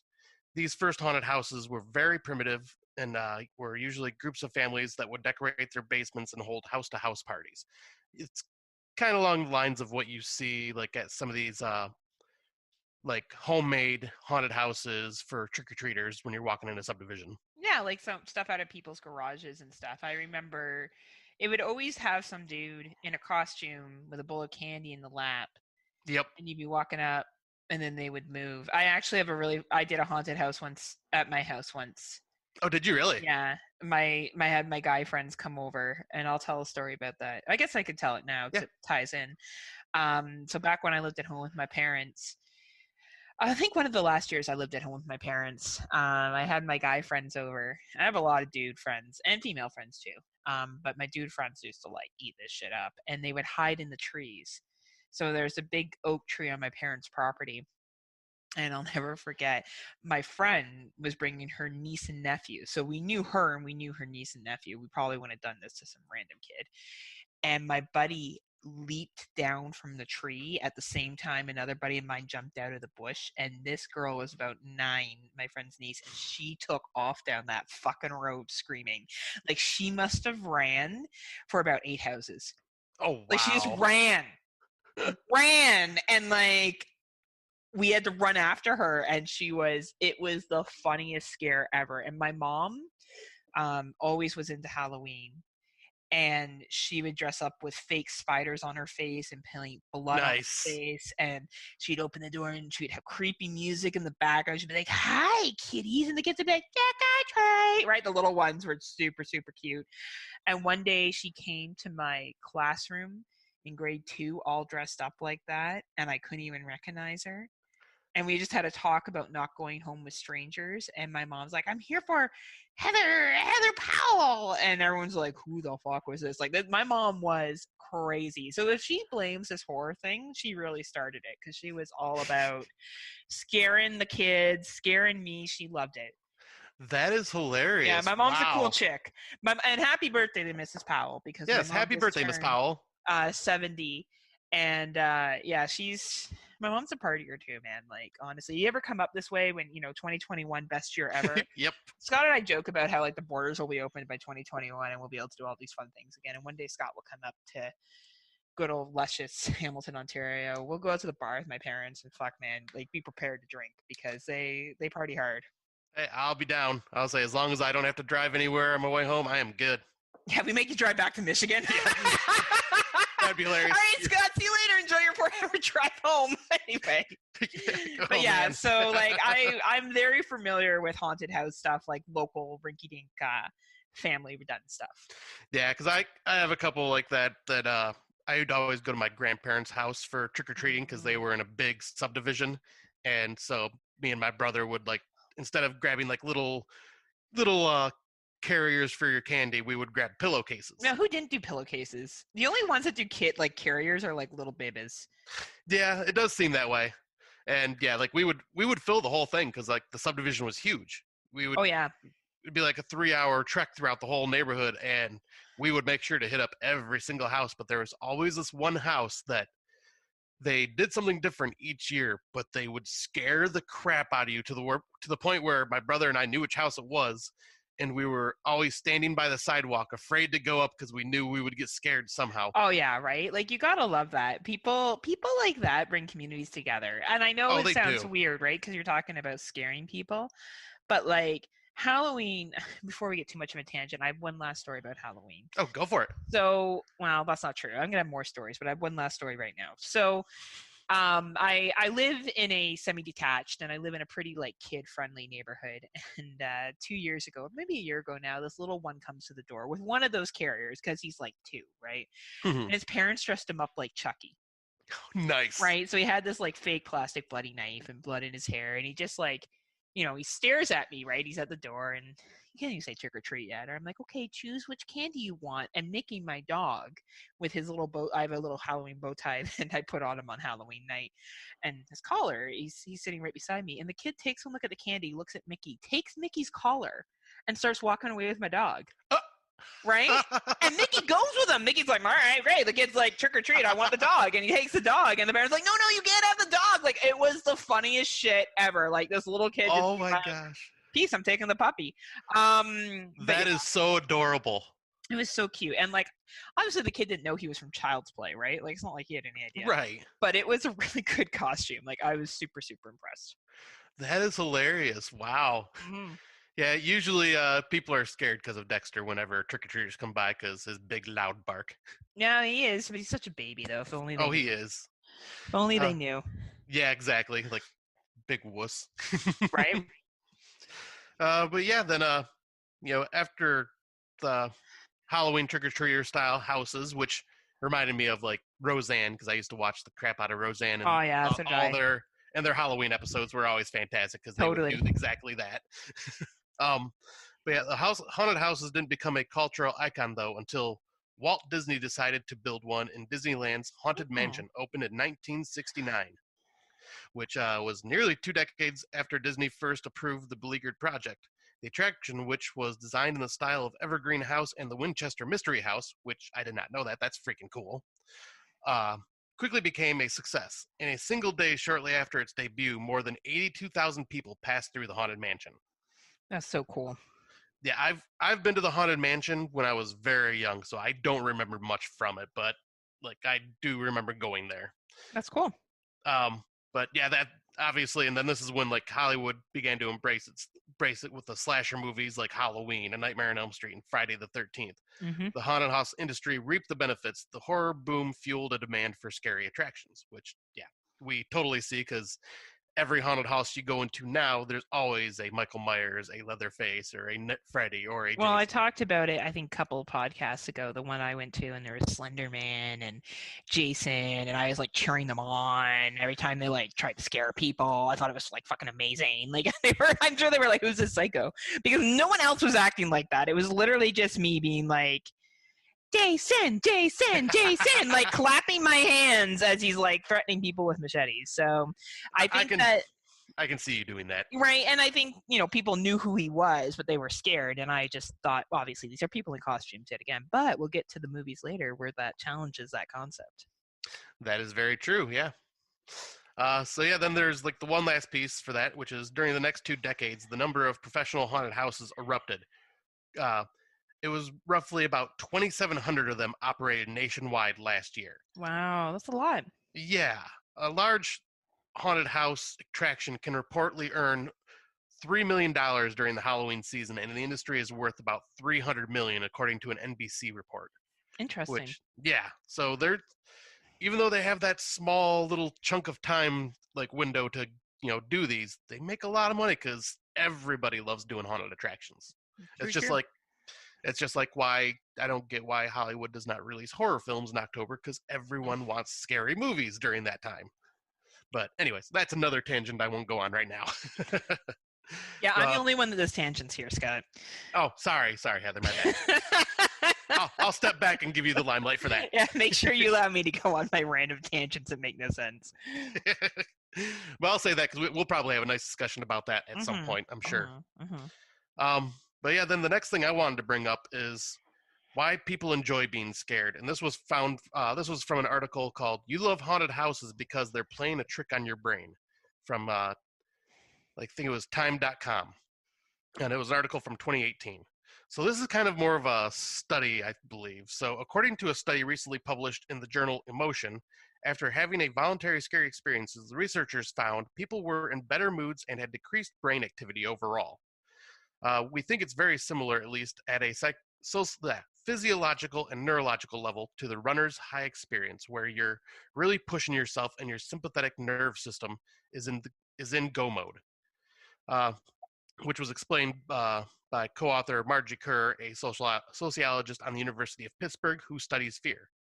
Once you're out of the scary situation, one where there was never any real threat to begin with, feel-good endorphins course through the body, and it is reprioritizing of energy of the focus into the body. You're grounded and not being caught up in thinking. Which, yeah, I can see that. Like, I've gotten that scare high by going through like haunted attractions. I haven't gone through many of them, but like I do feel reinvigorated after going through them. But for the study, Kerr and her colleagues went straight to the scary source, Scare House, an extreme haunted house in Pittsburgh. She had been consulting with the haunted house company on its design, using her research to maximize its experience for peak fear. She realized it would make the perfect environment for studying the fear and the people who chose to endure it. The researchers recruited people who had already purchased tickets for Scare House, allowing them to study people who voluntarily submit to terrifying activities for social or recreational reasons. In total, there were 262 people filled out surveys about their mood before and after the experience, and 100 of them wore sensors on their head that monitored brain activity before and after they went through the haunted house. After going through the haunted house, about half the people reported being in a better mood, while 33% reported no significant change. 17% reported a worse mood. There were no significant gender differences. Most people said they felt happy after going through the haunted house, while fewer people reported feeling tired and anxious after the haunted house than they did before. Mood increases were particularly significant among people who said they had challenged their fears and among those who described the experience as intense and thrilling. It stands to reason that feelings of anxiety and stress would decrease after a frightening activity, but the researchers also discovered a surprising find. When the people who wore sensors completed tasks like drawing, counting backwards, and viewing pictures, they actually had decreased neural reactivity. Less total brain activity, essentially. After they emerged from the haunted house compared to before they went in, this suggests that being scared interrupts their thinking, Kerr says. This isn't necessarily a bad thing. Decreased brain activity could mean that people were processing information more efficiently, or it could simply suggest that they were in a subdued Zen state, almost akin to meditation. Considering that quite a few participants said they felt somewhat dazed after the experience, the second explanation seems very likely, Kerr says. And yeah, I've seen people that have reacted differently going through these and how they feel. Like a couple of my friends were actually still anxious and jumpy after going through. Where you have someone like me who just felt like completely refreshed and just like, wow, I want to do this again. Kind of like that runner's high. Like, oh, I want to feel this feeling again. These endorphins are kicking in. I want to continue. But yeah, I thought that was just a very interesting study that I'd found that just kind of fit along with what we were talking about today. Yeah, and it goes to show that people will be paid to study anything still. Yeah. Every time we do these research and we find these studies, it always does blow my mind in that area. Right? Yeah. And I think you make a really good point. I've been to many haunted attractions, various sizes, the biggest in Canada to some of the smallest. And I can tell you that people do definitely react differently, but it also depends how the haunt is run. Yeah. The more people you have, the busier it is, the less likely it is that you'll be scared unless something happens directly to you, or you happen to come around a corner at one time. And then there's other ones where it's paced out so well that it's hard not to be scared. Right. But I think what the interesting thing with any of these haunted attractions is I am someone that reacts very, very much to being startled. I jump, I scream, I do all those things, but I'm not actually that scared. Right. I'm startled. And I always happens to me at haunted attractions because I'm reactive. I think they think I'm afraid of them. And yeah, I'm not. I could have, like, one of the last ones I went to, there was Leatherface, and he was chasing someone with a chainsaw, and I ran beside him, and we chased them together. This was last year, just so we're clear. This isn't when I was, like, young. Like, this was just now. That's amazing. And pretended I had a chainsaw and chased them at the same time. So, I know he's not really Leatherface, and he's not going to slice and dice me in this haunted house, or do I? And right. That's where I feel like this play into film has been so well done, because I am someone that goes to these haunts, and I do love them, and I do get startled or scared, but I'm like, dude, you're in a fucking costume. Yeah, they're just actors. Right? But where these movies do a really good job, some of them, particularly, and we'll be talking about Hellfest, is they make you think, what if? Yeah. What if? And I think that that's very smart, and we'll get into that in a little bit. So just a little more background on haunted houses, even though you nailed it. The only thing I would add is that I had no idea that there's a Haunted House Association of America. Oh, yeah. And there isn't one in Canada, because I tried to look up Canada Haunted House Association, and it took me to, like, all the areas in Canada that are believed to be haunted. So we don't have a Haunted House Association. But there's more than 125 of the country's largest and most successful haunts that belong, to this association. And I think that's really smart that they got together and built this association. Like, that's how something has become big, is when you have business structures around it. Right.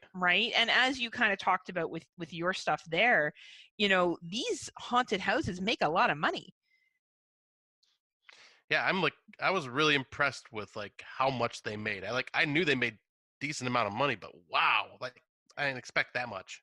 Well, and not only that, is they've moved to having TV shows. So there's more than 35 major haunts nationwide, featured in high-profile mediums like the Travel Channel and US Today, which are pioneering the Hollywood quality creature makeup and costumes. So one of the ones I go to out here in Ontario is Fear Farm. And Fear Farm, I think I've talked to you about this before, they have a dragon. Yeah. An atomic dragon that breathes fire and shit. Like, it's pretty impressive. That they took to one of these conventions and competed. And I've watched, yeah, I've watched YouTube videos of these. So it's not horror conventions. It's like these makeup haunted house conventions. They exist, where all these haunters or scare people get together and they bring their special effects. They're on YouTube. If you ever want to watch them, they're really, really cool. And you can see all the different types of makeup designs, the animatronics that they make. Like, it is a thing. It is awesome. Whole subculture that has been created. And, they build on things like The Walking Dead, Us, stuff like that to make things more popular and to connect with people of today. So some facts from the Haunted House facts from, the Haunted House Association of America is that they estimate that there's over 1,200 haunted attractions charging admission fees to their events. We additionally estimate that there were over 300 amusement facilities producing some sort of Halloween or Halloween event, such as an amusement park or family fun center. So in Florida, for example, there's the well-known Universal Studios, Walt Disney World, but there's also a theme park called the Fun Spot. I don't know if you've ever heard of the Fun Spot. It sounds familiar, but I did not realize it was in Florida. They're small little, well, they probably are all over, but in Florida, I stayed by the Fun Spot. So I stayed in a hotel that backed onto the parking lot of the Fun Spot. And the Fun Spot's just a small little amusement area. So they have a couple of, like, decent-sized roller coasters, nothing too over the top, a go-kart track, stuff like that. But they also have this laser tag that they turn into, like, this Halloween zombie theme. Oh, nice. Right? So that's what we're looking at as well, too. And lastly, there are over 3,000 charity attractions that open for one day on Halloween or 1 or 2 weekends in October, produced by local charity groups. So we can see that there's a lot of money to be made in size, stills, and screams. And also when we think about, oh my gosh, I just forgot the name of the big, there's always jokes about it because it goes into big department store areas that have gone out of business and they open up shop. Spirit Halloween. Spirit Halloween, thank you. Or Halloween Haunts or something like that we have up here in Canada too. There's a couple of like independent ones. But yeah, like they do that. It's like some desiccated area and they go in like and they set up shop for a couple of months and usually for September into October. And I know I like to go to those because I like to see the stuff that they have. And there's always some really cool stuff that's there. It's expensive, but it's also really, really cool. Yeah, there's a trick to that, though. Go November 1st, November 2nd. You are getting half off everything. Well, I don't think I'm going to get too much half off the $600 Jason figure. That move. That's true.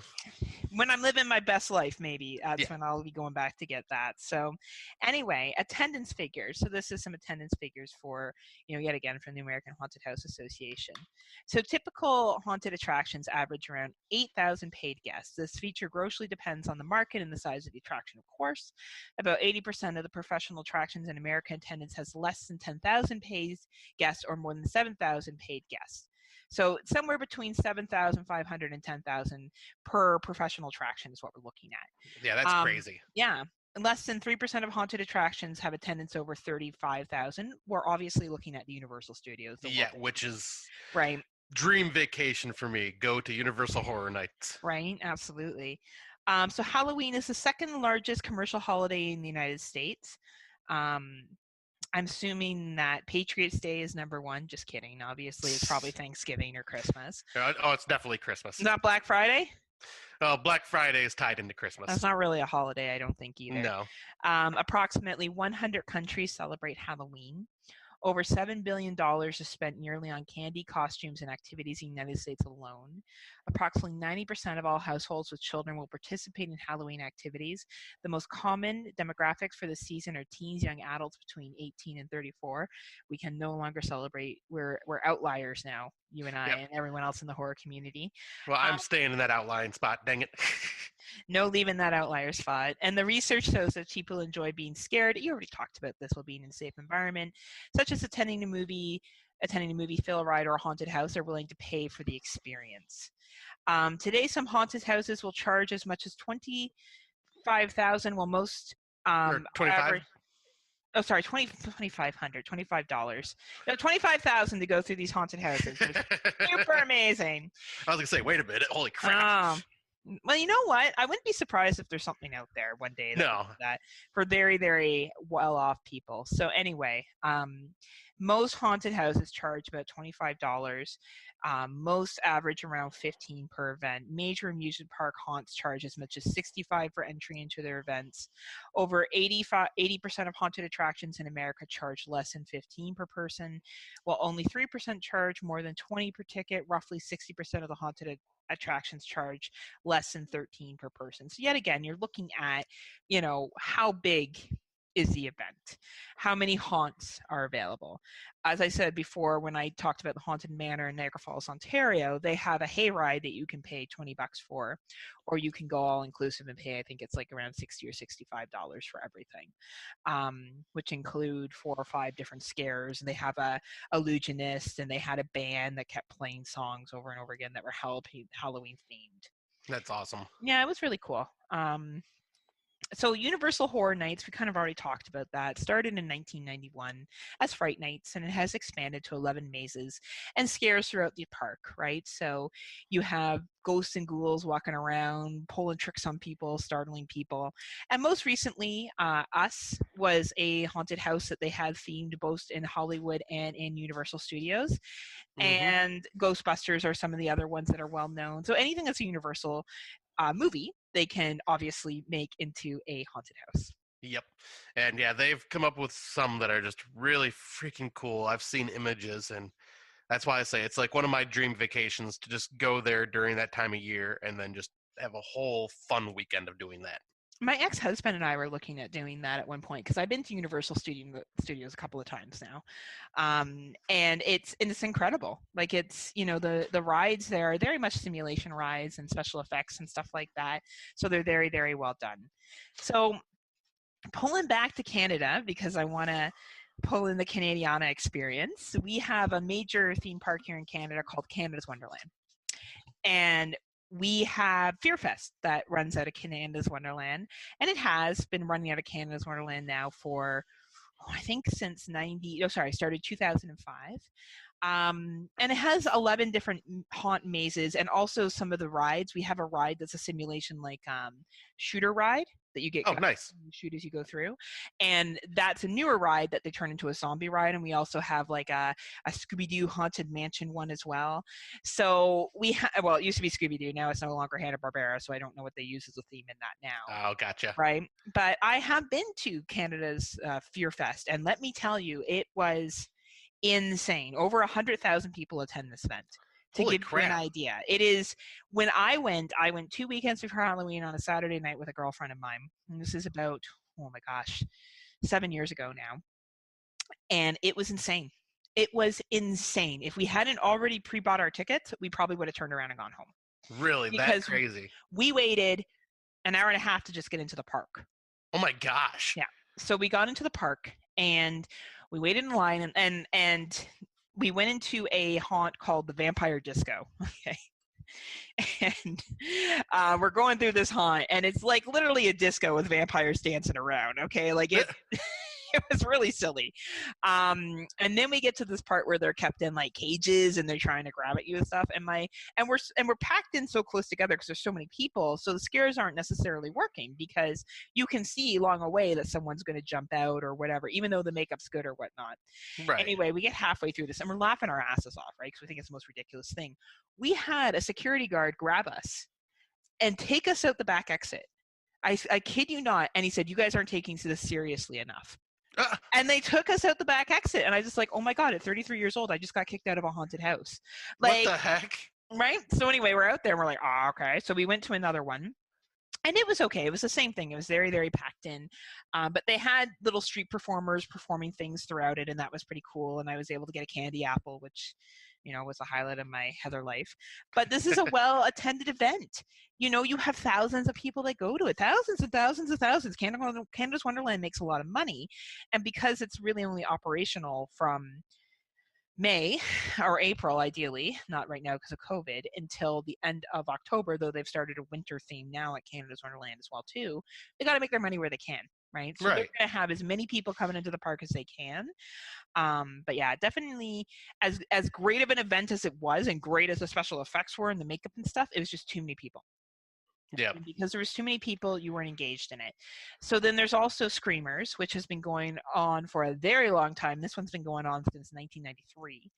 And it takes place in Toronto, in actual Toronto, in the exhibition ground. So we have something called the Canadian National Exhibition, and it's one of the largest exhibitions in the world. And it's held on those grounds. So nice. It also has 6 mazes. It has an amusement park as well. It has a vampire lounge bar. So very much same idea as Canada's Wonderland, same kind of themes of haunted houses. Yeah, and this is one of the ones I looked up and was like just kind of checking out images and pictures of it, and yeah, this one looked like a lot of fun. I would love to experience that at some point. Well, 2021, best year ever. Best year ever, Heather. Mm-hmm. But yeah, Screeners has been around for a long time, so I have no doubt that it will not continue, or it will continue. And also, I've been to Las Vegas. There's a a haunted house that runs on the Strip all year round. Oh, really? Yeah, and it's called Hotel Fear and Asylum. And I've never gone in it because it looks really scary. No, does it? And like, I've been to a lot of haunted attractions, and this one looks like it walks the line of extreme haunted attraction. Oh, gotcha. But you know what? Maybe if I just had some little bit more of liquid courage, not too much because they won't let you in if you have too much, perhaps I would be more likely to go in. But that obviously does very well if it's on the Strip. You're going to have people coming in and out of it. And also there's a Circus Hotel that's located in Vegas, and they have a enclosed amusement park that they have roller coasters and stuff in, and they turn that into the Fright Dome during the month of October, right? So And then finally, in Niagara Falls, Ontario, Canada, we have Nightmares Fear Factory. And formerly known as Screamers, but they changed their name. And Nightmare Fear Factory is probably one of the scariest haunted houses in Canada. They actually have the number of people that have chickened out on their website. Nice. Right. And it's a high number. 1,060. I always am bad with numbers. 163,000, over 163,000 people have chickened out of this haunted house. And they grab you in this haunted house. Like, you have to climb, you have to go through tight areas, and they reach out and they grab you. Like, it is yet again walking that line of extreme haunted houses without being too extreme. So that's just an example of some of the ones that run all year round or run a very big chunk of time. And then we have smaller ones. So we have the Scare House in Pittsburgh, which uses special 3D glasses, a 13th floor house, a haunted house in Denver, which uses technology and giant animated figures. We have the Chambers of Edgar Allan Poe, which I think is really funny. That's kind of neat. And you take a thrilling zip line ride from the top of this multi-store haunted house and plummet to the safety of the parking lot below. That's how it ends. Oh, wow. Yeah, so you got to be okay with zip lining. I'm sure there's like zombies and stuff that try to grab you too as you're going down. The Netherlands haunted house Atlanta. So see a giant saw blade cut an actor into half. Yeah. Crazy. And then there's yours here. Yes. Why don't you talk about yours? All right. So this is the one that I'm really wanting to go to because I've always heard about it, but never could get anybody to go with me. So 2021, here we come. Heather will join me. Best year ever. But this is the Erebus, the haunted house in Pontiac, Michigan. It actually holds the Guinness Book World Record of the longest walk-through haunt. It is 4 stories.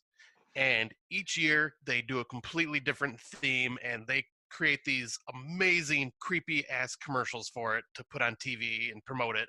Like every year around Halloween, I'll hear about Erebus the whole time, like from September to October on every commercial. And they promote the hell out of it. And they're always doing donations and fundraisers and they promote and go to schools. Like I guess last year I was watching a video on them, and last year the owners and a lot of the workers went to schools to promote nonviolence and to stop bullying, and they called it like Monsters Against Monsters or something like that, which I thought was kind of neat. Yeah. But yeah, like just like you were talking about earlier, this is one where they can touch you and grab you. Like it's not extreme, but it's like right on that edge. And to this day, it's 8,000 people have not made it through. Like not near the numbers that the one that you were talking about earlier is, but still that's pretty cool. And they see probably, I'd say, a good 25 to 30,000 people in a year. And the images that I've seen, the line is like wrapped completely around the entire building outside in downtown Pontiac, and people are just waiting outside in the cold and the rain or whatever, just ready to go in. And now, is it all year round or is it just October? It is. I think it's probably September to October. Okay. So, and I think we got to remember with the Nightmares one in Niagara Falls. First of all, it's in Niagara Falls, Canada, which is a huge tourism place. Second of all, it's open all year round. Yep, that is true. So that's going to inflate his numbers by quite a bit. So Scott and I got ridiculously overexcited about looking at all these haunted houses and stuff. We did. I think what this really ties into is what impact haunted houses have had on our pop culture and our culture, and how, again, society is reflected in film. What we see, what we relate to is what we want to see in movies. So we wanted to look at movies that were set inside haunted scares. Now, we're not talking about haunted houses like Winchester Mansion or anything like that. We're talking about, actual scares that have been set up for people to go through. Yeah, like haunted attractions and haunts and And the first one that came to mind is the Funhouse, 1981. So I remember the promo for this. Weirdly enough, I remember being in the video store as a young Heather, and sneaking into the horror section to look at the movies because I was still too scared. We all know, like, we've heard the stories. I was a pretty scared child. Right. Anyway, and I remember seeing the Funhouse, and I remember the tagline said, "Pay to get in, pray to get out." And I remember being Yep. like, "That's really like." And I remember I did something at school a couple weeks later, and it was like I did a Halloween drawing, and it had that same tagline. I was ripping off Funhouse because I thought it was like the coolest line ever. Anyway, so Funhouse, for those that have not seen it, we will be giving spoilers for these movies as we walk through them. So Scott will make sure he puts that in the notes. So as we go through, please know that if we talk about a movie, we will very likely be spoiling parts of it. So Yeah. Funhouse came out in 1981. Basically has to do with a group of teenagers going to this carnival. Now, this carnival was so dated because it had things like freaks of nature, which you can never get away with now. You would No. never be like, oh, look at this fat lady, look at this cow with two heads. Like, that's not actually a thing that happens. Nope, not anymore. Not anymore, but they go through this haunted house, one of those rinky dinks. You sit in the chair and it takes you around the haunted house, which I've been in those too before, and they're usually not scary. But obviously, shit goes down with one of the deformed carnival workers that work there, and these guys end up, having to fight for their life. I actually found the movie dragged a little bit. Like, it was really, really good, and then it kind of like, oh my god, can we just get to the end here? Oh, I completely agree. Right? Like, I get it. She, like, you get your final girl, and you get these kills, and the kills are decent for 1981, but I feel like it really reflected the kind of haunted houses. So there was these traveling carnivals, and we still see them now, and they have that, you sit in the little booth thing, you get the little, bar that goes across you, and you go through this rinkety-dink open houses, and things pop out at you, and you're like, boo, and the skeleton drops, and you're like, ah, right? Like, that's what happens as you go through it. Yep, exactly. Do you have anything you want to add about the Funhouse? Anything that stood with you? Not really, because this one I watched, say, 17, 18 years ago, and I remember very little about it. Yeah, you don't need to rewatch it either. Like, you know what? Props to the 80s, props to that stuff, but I think this is, though, a capsule of what was scary at the time. Like, because carnival workers are scary, and I'm not trying to, like, hit towards carnies or anything, because there are lots of people that work in carnivals that are not scary, but the whole traveling around from city to city and there's no trail left, and they even make a line in that movie where they say, no one will miss you, by tomorrow we'll be gone. And it's not far off, Yeah, that is true. Like, it's not far off of that. So I think that movie did a good job on playing on the fear of the time of the kind of haunted houses that were around. So then we're going to jump up to 1988's Waxwork, which, my God, what a great film. This is an example of a very good 1980s film. So a group of friends go through a wax museum, and they end up becoming fixated on certain scenes in the wax museum and end up getting pulled into those worlds. And if you die in those worlds, I guess you die. Yep, you die and you become a part of that scene in the wax museum, which is freaking cool. Right? So it was so well done. The characters in there were so good. And I remember watching that movie thinking, I don't really know how this is going to go down. Like, I don't really know who's going to survive this and who's not. And there's one scene particularly where a woman is being whipped, and it's very sexual and stuff like that. Oh, I was like, this is a pretty sexual, risque scene. Yeah, because I think that was the Marquis de Sade, if I remember correctly. Yeah, and it gets pretty intense, and I was like, man, like, this kind of threw for a loop from what the rest of this movie has been so far. Right. But I thought that was smart as well, because wax museums, I don't know if you've ever been to one, but I have a long time ago. Okay, you talked about Madame Tussauds? Tussauds, yeah. Tussauds. I could be wrong on the pronunciation, but I've been to the one in Vegas. So the one in Vegas is incredible, and we also have one in Niagara Falls as well, and they are very lifelike. Like, there's horror sections that you can go through, and like there's Freddy and Jason ones where you're like, that looks pretty realistic. Like, it's very good at tying into what it's like to go through an actual wax museum and see figures and wonder, what obviously you don't think they're real, but they startle you. I've been in a wax museum, turned around, and I thought it was a person. Oh, I wow. was waiting, and I was like, oh shit, that's not a person, that's a figure. Like, it was that well done. So wow. I think this movie, yet again, was very smart with targeting those wax museums. Yeah, I absolutely agree with that. Now, I have not seen Ghoulies 2, so I'm going to leave this to you to talk about. All right, so yeah, I put Ghoulies 2 on this list because this is, for one, this is my favorite of the Ghoulies movies. I think there's 4 of them, but this one takes place in a carnival, kind of like Funhouse does. And this one was not more like the dark ride like that's in Funhouse, but this one was more like almost like what would you call that? Like the uh, mirror maze type, where you go in and you're getting lost, and then you'll get put out into this open area, and then there's like all this spooky animatronics and stuff like that you're walking through. Like, it's a low budget haunt basically. Yep. And yeah, the Ghoulies end up like showing up at this carnival, and they take into that like little haunt and kind of like set up their base, and that's where they cause havoc, because anytime anybody walks in there, they attack the people, and people are thinking that it's part of the show, so more people keep coming in and wanting to see, and then they get attacked, and it's just ridiculous and just bonkers, because it's Ghoulies and not be taken seriously. But I figured that was just kind of a fitting one to bring in, because that even uses the haunt effectively as well. Just well, it's using the dark ride, as you said earlier, right? Much like Yeah. Funhouse did. And these were the kind of haunts that we were mostly exposed to at the time. Like, yes, you had your local neighborhood haunts, but these were the ones that would travel around. And even in the summer, you could end up going through a dark ride like this. Yeah, exactly. Or the fall fairs, or whatever that may be, spring flings. You would have these little haunted house things that you could go through as part of it.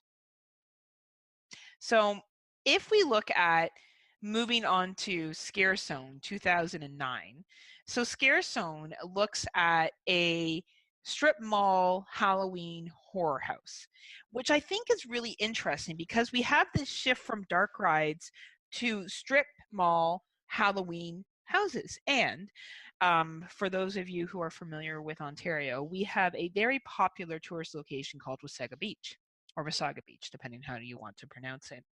Now, prior to the fire that happened there about 10 years ago now, or more than that, we had 2 haunted houses that were part of the strip mall there.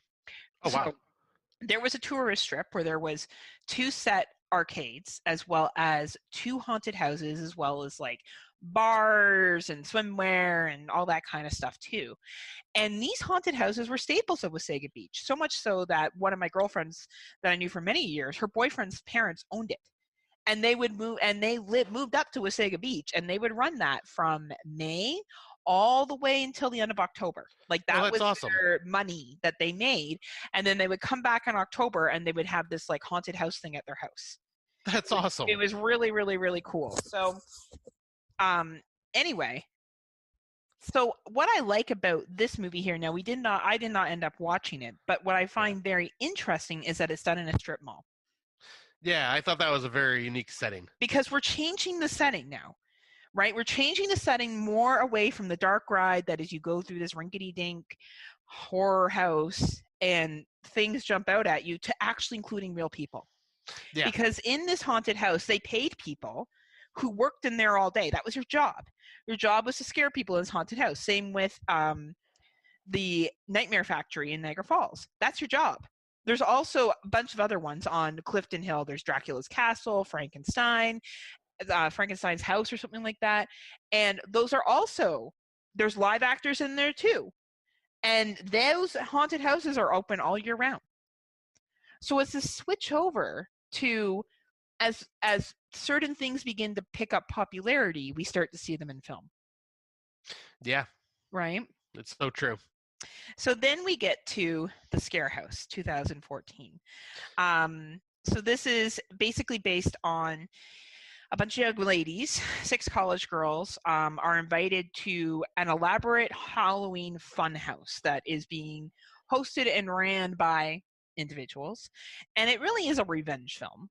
Yeah. Masked as a Halloween film. But then we're starting to, pull on the more elaborate haunted houses that some people choose to run, as we saw in movies like The Haunter's Yard of the Scare.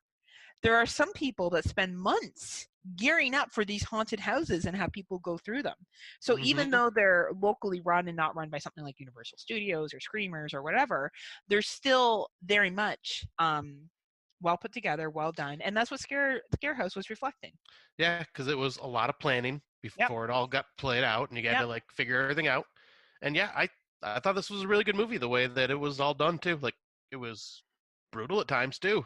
But yeah, like it didn't really focus a lot on the haunt No. itself, but it was a way to use it to lure people in. And yeah, like you said, there's like a scene in it where they're torturing one of the people, and one person just accidentally walks in the room and sees it going on, and he's going, "Whoa, cool effects!" And Exactly. just like it's showing, like, things are getting more realistic looking as we go on with these haunts as well. And yeah, also kind of plays on that fear that this could be happening and you don't know it. Well, and it's funny because one of the haunted hayrides that I went on once is that you come around a corner and you see this woman crying for help at this house, and this guy comes from behind her and he goes with a knife, and as he does that, stuff squirts out of her stomach. Nice. So it's obviously an elaborate special effect, right? Right. Well, I hope so, or I just saw a murder and never reported Right. it. But that's where the scare house thing comes in. You're right. That's smart. You're using it as drawing the line between reality and fiction, and this is where we start to see the move from the dark rides and from the waxworks and the more fantasy stuff to, oh my God, could this actually be real? Yeah. And starting to play on that fear. So as much as Scare House was really based upon the revenge of these girls and wanting to get even, and that the haunted house was kind of just there were certain things that they pulled from that showed our shift to wanting things more intense. Like even if we look at our horror movies, you look at the Hammer horror from the early 30s and on, and before then, horror was not as scary as we have now. Like we look at Hostel. Can you imagine if Hostel came out in 1933? Right. Like no one would have been like, let me watch this person get freaking tortured and horror, what is it called, body horror and all that other stuff that would have occurred, or torture porn, I guess is better than in Hostel. But like we really have began to up the ante, right? It's like how roller coasters, they're bigger, they're faster, they're scarier. Everything needs to get upped for people to be engaged. Yep, because that the adrenaline, especially for the adrenaline junkies, they need something more because it's just not enough anymore. Exactly, and that's being reflected through our film. So then the house, October built, 2014. So this is a found footage film, and it has to do with 5 friends setting off on a road trip to discover the scariest underground haunts. So really, like, they're not underground haunts. Like, one is that they end up at the end, but the rest of them are all like, I was looking at them like, yeah, I've been to haunts like that. Right. So anyway, I'll get your thoughts on that because I've been talking a lot. Oh no, I like how this movie plays out that aspect of people that are trying to find like the more scary underground thing, because like we were just talking with Scare House, the adrenaline junkies need something more. Like typical haunted houses just don't do it for them anymore. And it's gotten to that point, and that's pretty much what these characters represent in this movie, is they're trying to find that realistic, that's one that, because I think there was even a line where the guy says, I want that feeling of thinking this is really happening and real that I had when I was a kid, and I don't get that anymore. And so the way this plays out, they go to these different haunts, and it kind of goes from like one extreme, like to an extreme haunt to something else, and like some of them they're like getting scared and startled, but they're not like freaked out. And then of course the last house with the blue skeleton crew is where it goes to like the point where we're at now with like haunted houses like McCaney Manor, where it's gone the full-on extreme route where you are pretty much getting tortured. Absolutely. And I thought that this was interesting that they did a found footage film for this, right? So you're following them as they go through these haunted houses, and throughout it, some of the house people get very upset that they're being recorded. Yep. Which would happen. Oh yeah. Like that's the thing. And I kind of tried to research it, and there was a documentary made before this, so I don't know if he took some of the footage from the documentary. I think the interviews, because he does parts where he interviews participants in the haunted house and some of the actors, and they talk about not having criminal reference checks and stuff like that, and not doing background checks on some of the actors.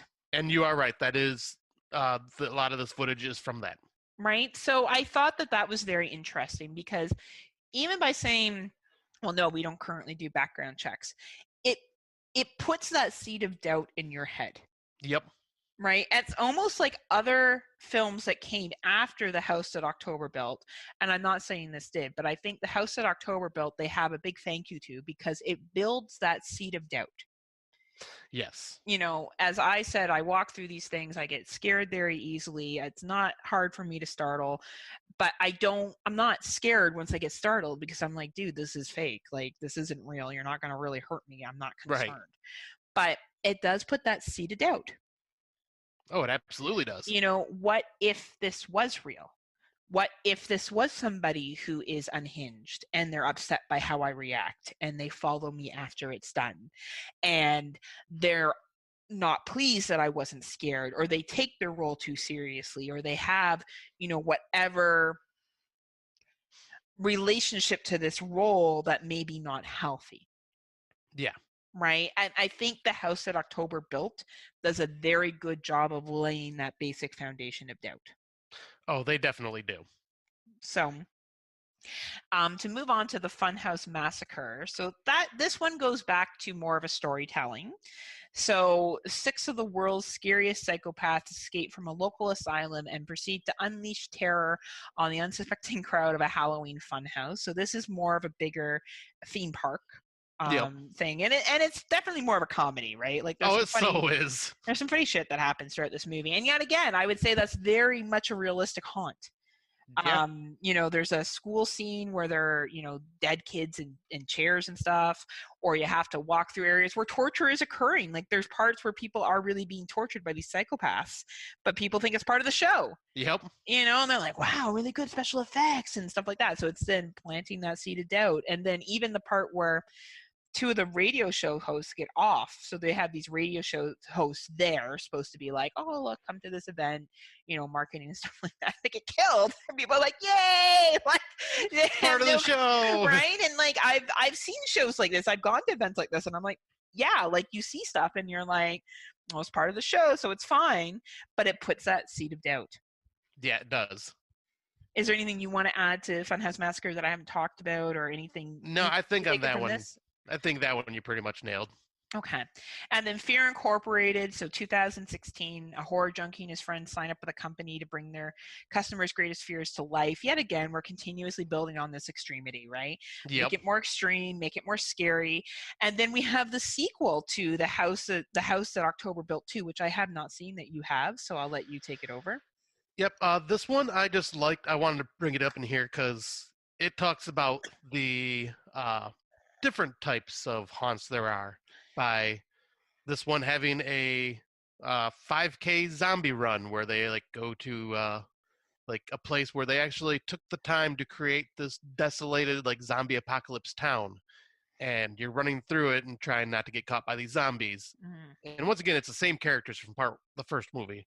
And which they try to make it seem like these characters die in the first movie, which I think is ridiculous because it's clearly an extreme haunt. Yeah. That they're being pulled into. Like, I don't get how at the end of that movie anyone would think they're dead. Like, it's clearly found footage and a extreme haunt, but I think it depends on how well your knowledge is of haunts. And I looked at it like, this is clearly they've been pulled into this extreme haunt and they've been buried alive, which is something that happens when you engage in these extreme haunts. You sign a pretty lot, though they didn't show them signing a consent form, so that was the only thing that was a little unrealistic. Yeah, but yeah, and somehow like the characters are back in this one, and while the beginning doesn't make sense and takes away from the film a little bit, like I was complaining to you yesterday about, but no, I really like the types of haunts they focused on. Like I was saying, there was the zombie run, then there was one that I seen it and went, oh my god, I would love to go to this, and it was a zombie pub crawl.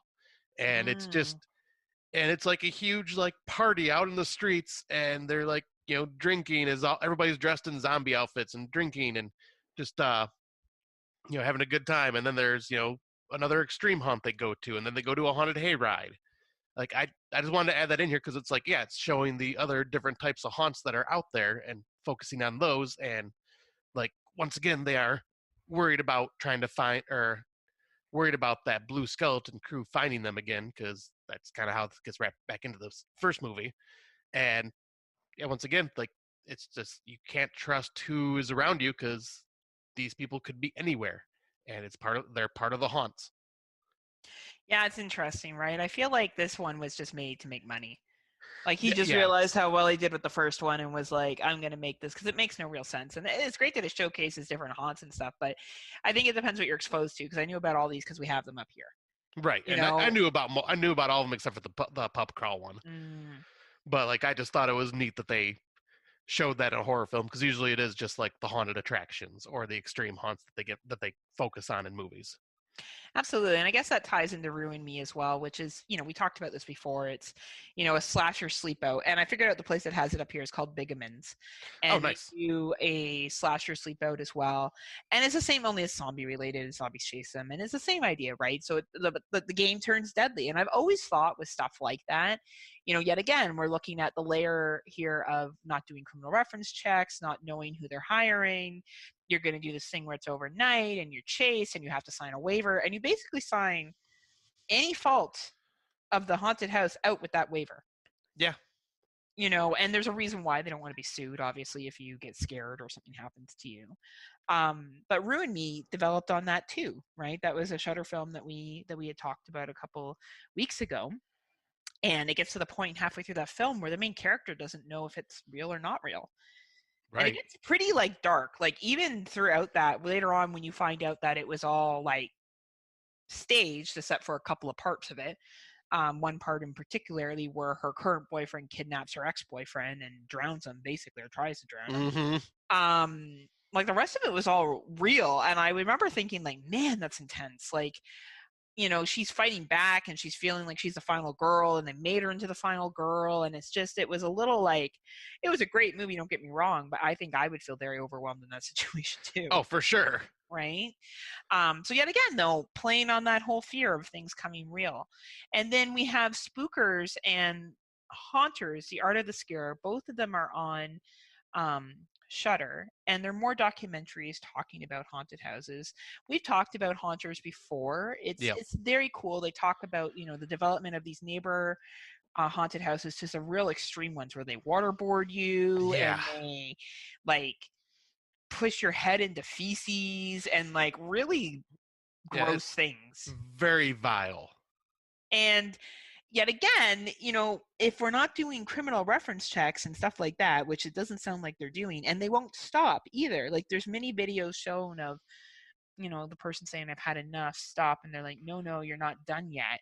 Yeah, they continue to push. They won't let you quit. And this is reflected in the movie Extremity, where there's points where these two main characters go to this extreme haunted house and things happen and they're like, stop. And they're like, no, we won't stop. But they get really dark in that one.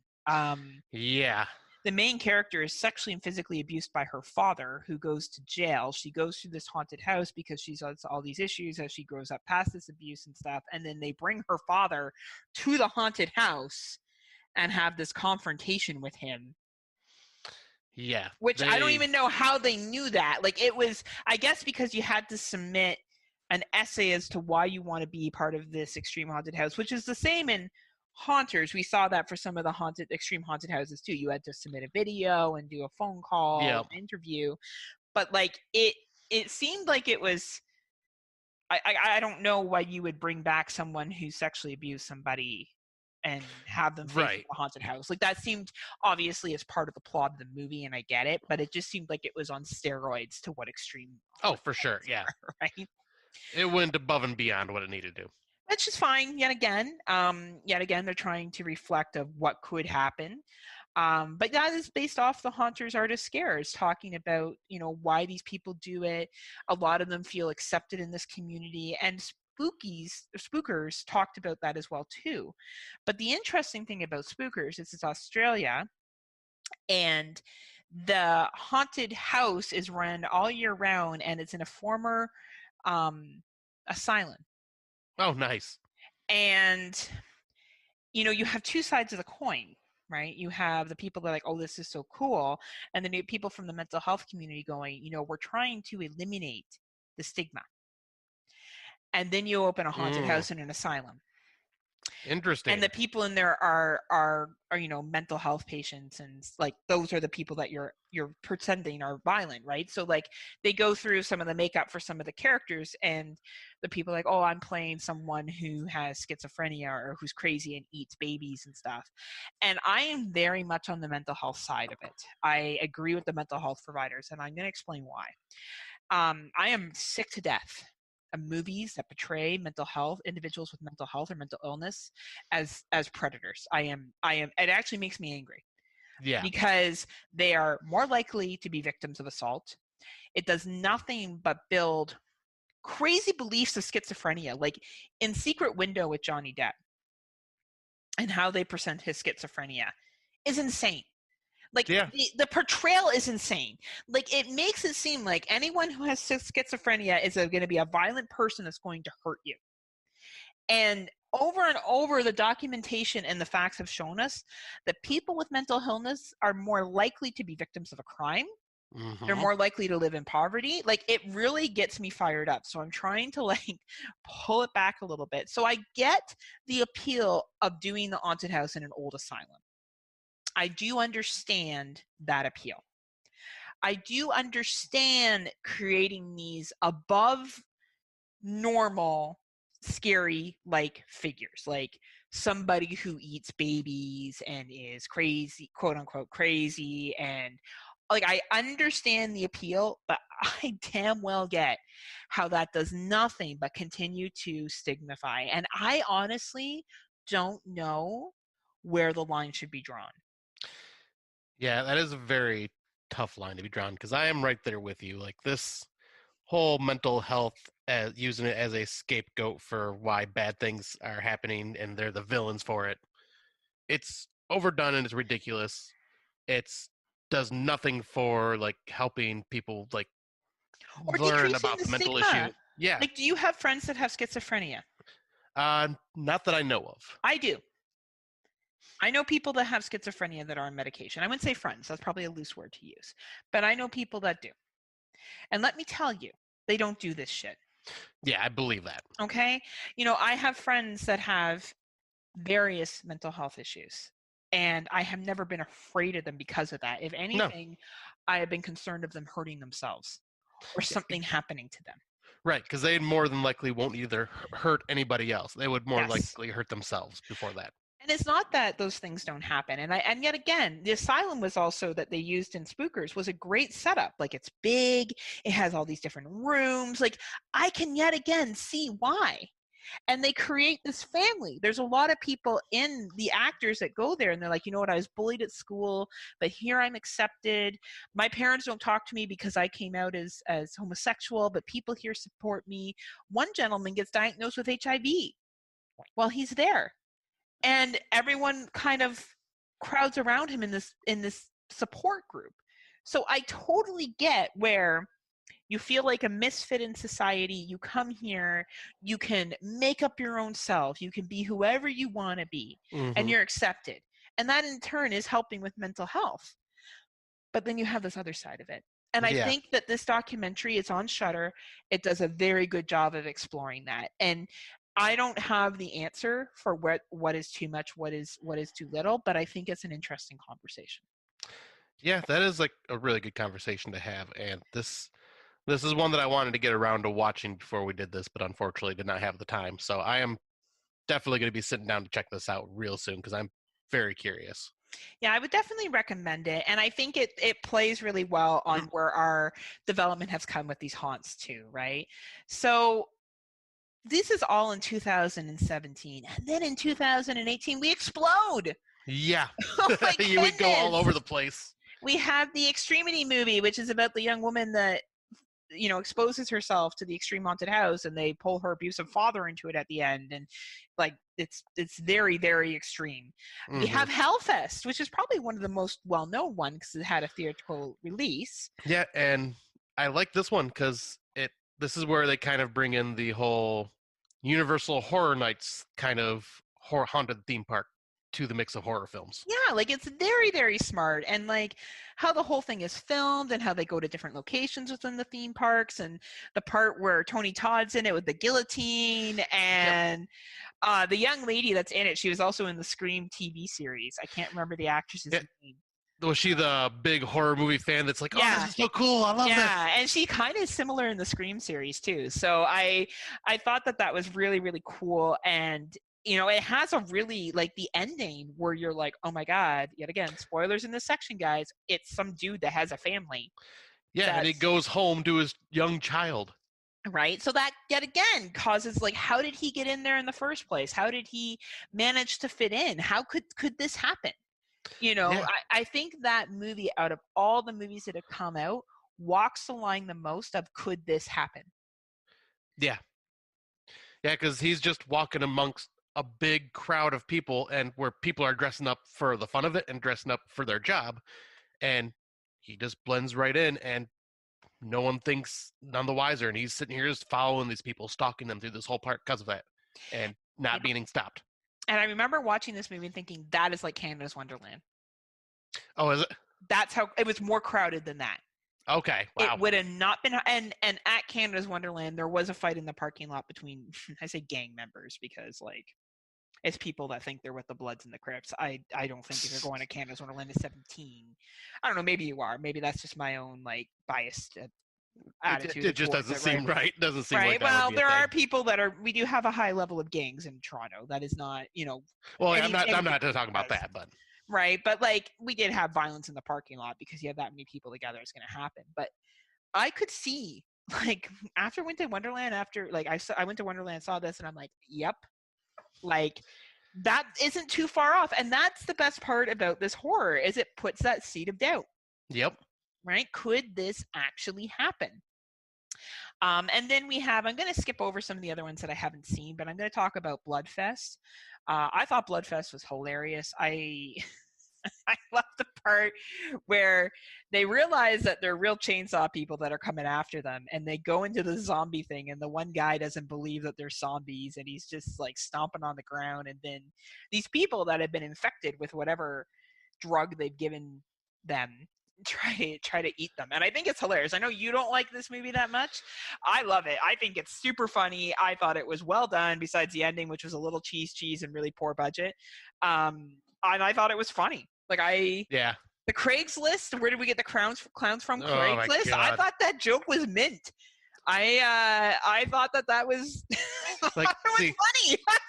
I was all about the zombie one, but that clown one, I was just like, oh my God. But it ties into the non-background check thing. Oh, it does. It totally does. Like it does tie in, but and Bloodfest has a little bit of that romantic story, and the guy's a virgin. Yeah, and this one is Vampires way. don't kill him because he's a virgin. It's really funny. Yeah, I say this one is like probably the more way over the top one compared to a lot of the other films. Well, and I wouldn't even put Bloodfest and Hellfest in the same category. Like, besides the fact that they both happen at like a haunt attraction, they're both very different movies. Yeah, I'll say I Bloodfest think they doesn't take came out a itself too month apart seriously. from each other as well. But They did, and I think Bloodfest was a straight to VOD. I don't Yep. believe, at least up here, it didn't have a theater release. yeah, it was straight to VOD as well. Right? So, like, very different, but yet again, playing on that same horror clicks, horror, fears and all that kind of stuff. Very, very well done. And then finally, the last one that came out last year that I loved was Haunt 2019. And, Yes. it's about a group of people that go out for Halloween, and they stumble across this random haunted house in the middle of nowhere, which yet again, people do this all the time, kind of ties back into the house that October built, or house October built. And they go through this haunted house, and there's stuff like put your hand in, and they feel what's around, and having to crawl through spaces and stuff. And I thought it was really well done. Yeah, and this is one of those where like pretty much all the actors are, dangerous. And yeah, probably should not like, and this is one of those where it just makes you go, all right, this could happen. Like this could be a setup for, like, if you, especially one that's out in the middle of nowhere, this could be a setup for something bad to happen. Absolutely. And there's parts where they're trying to get out, and you don't know if they're going to make it out. And I remember that one guy gets out, and the guy has helped them get out. Like, you almost think he's going to be their friend, and he's like, would you like to see what my face looks like? And I remember that line and just being like, ooh, like I got chills throughout my body. And you really do buy into the characters. You feel empathy for them, and they do a good job of recreating this fear of these haunts. So, we've gone from this rinky-dink, like, things popping out of nowhere haunted houses, to the strip mall haunted houses that are there all year round, to these extreme haunted houses, to documentaries about haunted houses, to 3 different movies. If we look at Hellfest, Bloodfest, and The Haunt, being based on levels of haunted houses and comedy about it, because even Bloodfest more is like this kind of concert thing, and Yeah, I would say that one's more like a festival. Like more of a festival. I think that they're really marketized and capitalized on the growth of this. Oh yeah. And where will we go from here? Because I could eat these movies up all day like candy. Same like candy here. corn. I just think they're so fun. So yeah. Yeah, I think this was a very fun topic because these types of movies are like my jam. I love them. They get me in the mood for Halloween every time I watch them, and once again makes me go, boy, in 2021 it's gonna be a great year when I can go to all these haunted houses. Right, and the haunted houses probably love it because it makes people want to come to them, so everybody wins. So that's our discussion on haunted houses and film, and I'm sure we'll see more films coming out this year, whether it's on extreme haunted houses or whatnot. I think that this whole trend, or just incorporating them in films if it's not in the whole film. In Trick, they're in a haunted house at some point too. It's not part of the entire film, but there is a part that they're in it. Dark Ride, which goes back to an abandoned haunted house. So we didn't use those two simply because Trick, it's only in there for I think 15-20 minutes. They're in a haunted house. And then Dark Ride, it's an abandoned haunted house that they go back to. But so it doesn't work with the whole it doesn't work this with could happen of scares. exactly. But, I think that is smart, and it's going to get people to keep going to them and maybe make them second guess, like, is this really somebody that I should be concerned about? Should I be scared? So it's smart. Yeah, absolutely. And so we got, instead of what we were looking forward to segment, we decided to try a new segment out, which we're going to call Out of the Dark, which is going to basically be us discussing either some horror news, a horror movie topic of some sort, or just a general discussion about something that, we just wanted to, like, something that we've seen that we really wanted to talk about. And this first one, we definitely have a fan of this franchise here on this podcast, that's for sure. Mm-hmm. But Scream 5 got announced, and the talks that they're going to be possibly bringing in oh my God, Nev Campbell as Sidney Prescott. So I was kind of curious, what are your thoughts on this, Heather? Well, I'm a big Scream fan, much like I think most of people are in the horror community. I like all 4 movies.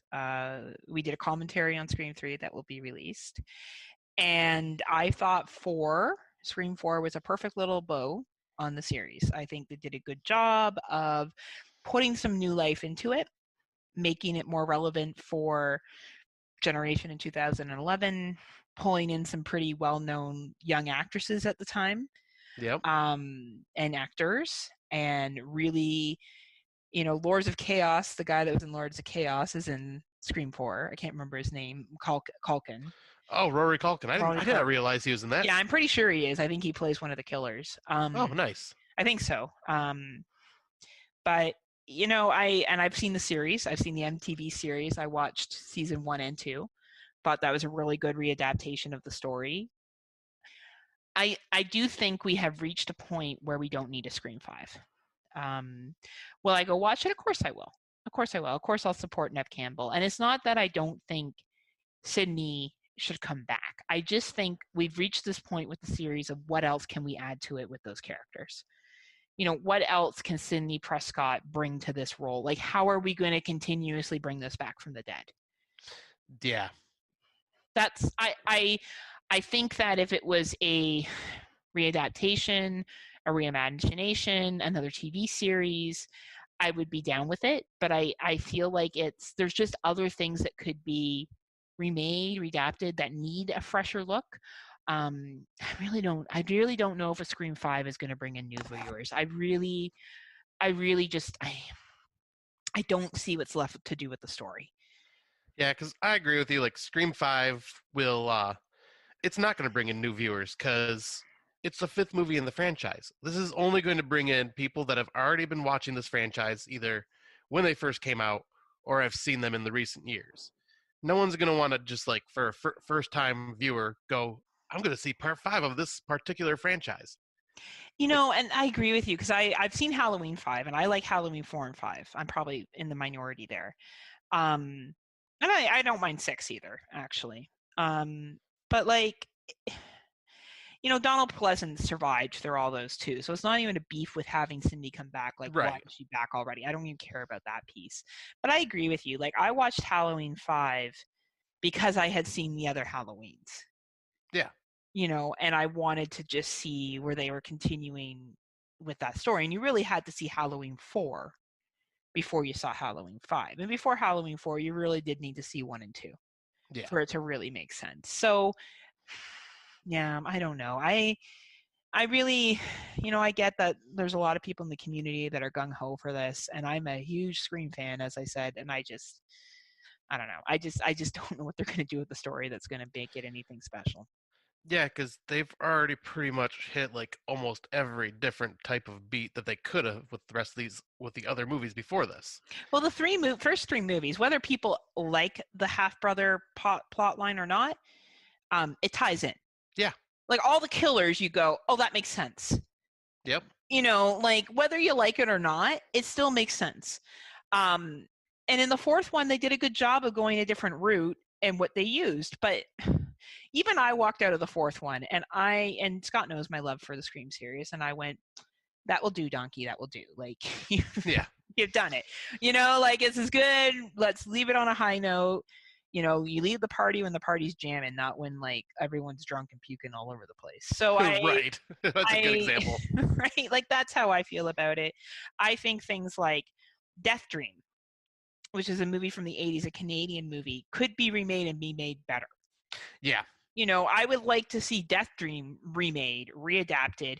And as much as people love Pin, and I'm sure I'm going to get people that are like, oh no, I think Pin could be remade too. Oh, please remake it, because right? I this must have been something that we should have watched when we were younger to like feel the effects that a lot of people love for it, because I just thought it was okay. This could like, it just felt so out of date, and yeah, like I could see this one being a remake and bringing in a new audience that never heard of the original, because I'd never even heard of the original till 10 years ago maybe.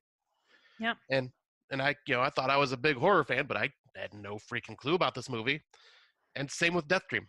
This one I didn't hear about till this year. And yeah, that's another great movie that could totally go with a remake, because it's a part of its time, and it just feels really out of date, and people that are new to horror will not be able to relate to these movies easily. No, and I think that they both have good concepts. Like, I think Death Dream had a good concept. Yeah. And we talked about it on Bay of Blood. There's a Canadian episode that will be released at some point, where we talked about it. And it's a good film, but it's just it's slow.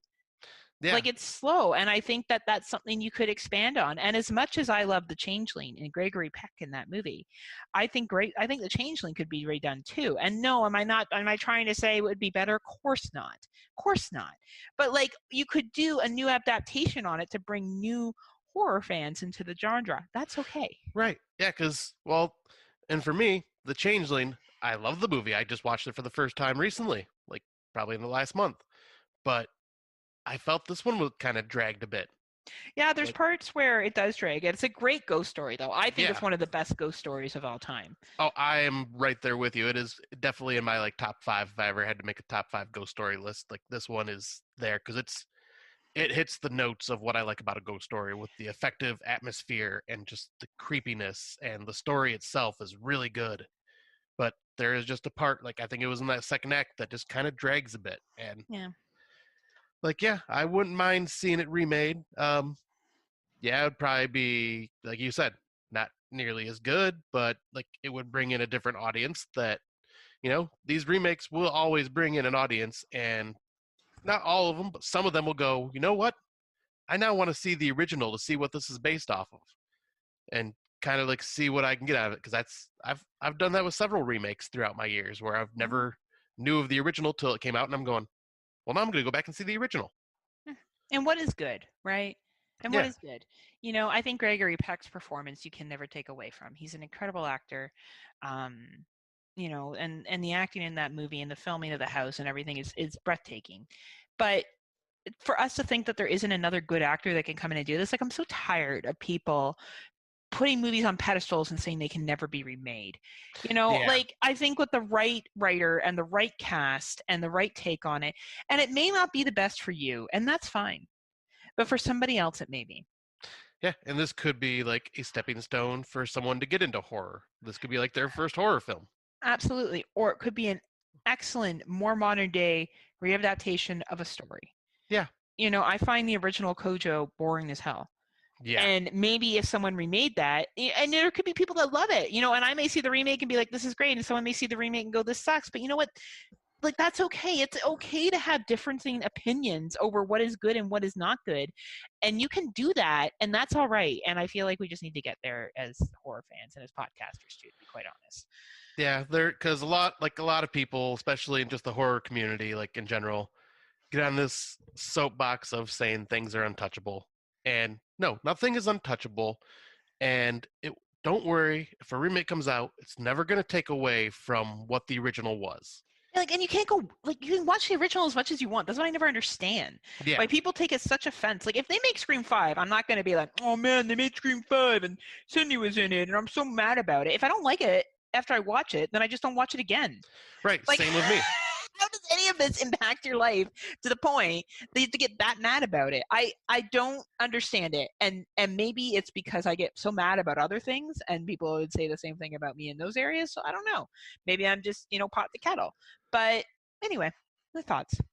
Yep, I think it's just all comes to the fact that horror movie fans in general, or just fans of nerddom in general, are very passionate.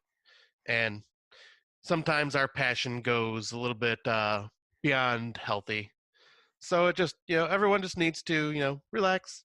If the remake comes out of a certain movie or a sequel comes out for a movie, check it out just to support horror. But if it's not for you, just don't watch it again. Or don't check it out and don't bitch about it. Yeah. Like, it is possible for you not to go to the movie theater and see a movie you don't want to see. Like, yeah, exactly. I don't understand. It is possible. Yeah, because you can, what is the term? Vote with your wallet. Yeah. Like, if you really don't want to see something, will I go see Scream 5 in theaters? I'll be honest, probably not. Yeah, I'll probably wait till VOD. Right? Like, I probably won't.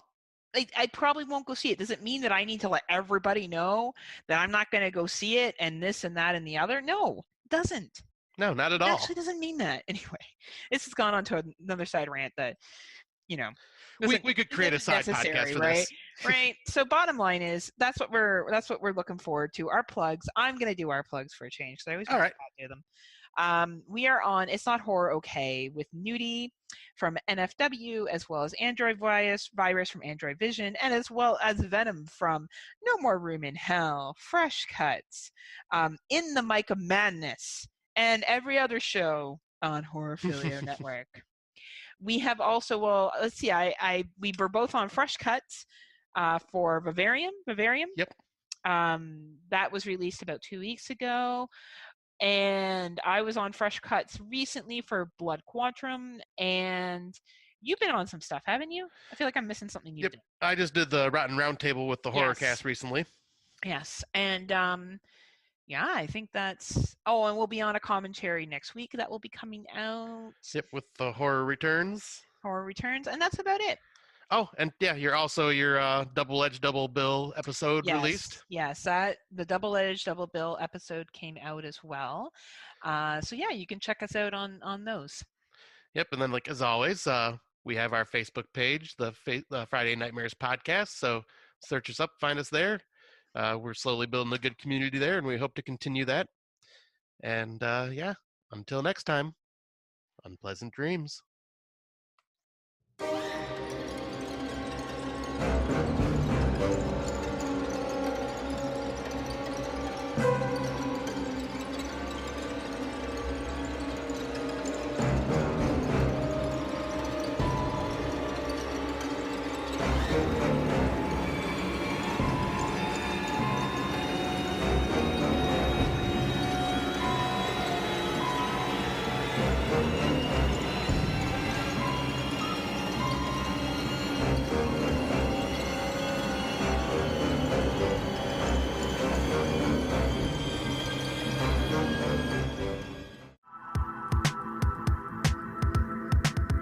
If you enjoyed this show, then make sure you check out the other great shows on the Legion Podcast Network, like Cinema Psyops, Cinema Beef, Devour the Podcast, Duncan and Bo Come Correct, Exploding Heads Horror Movie Podcast, Friday the 13th, Get Slayed, The Hellming Power Hour, Hello, This is the Doom Show, Hero Hero Ghost Show, Kill the Cast, Underwater Kaiju from Outer Space, Jerry Hates Action, Legion After Dark, Mental Health, Obsessive Cinema, Discourse, Pick Six Movies, the podcast by The Cemetery, the podcast on Haunted Hill, the Psychosemantic Podcast, Rick Radio, House of Wax, Dude Looks Like the 80s, Rabbit and Red Radio, the Shadecast, Short Bus Cinema, Two Drink Minimum Commentaries, the VD Clinic, Who Will Survive Horror Podcast, and Witch vs. the Doomsday Clock. With such a wide spread of shows, there is guaranteed to be a niche for you to fall in love with.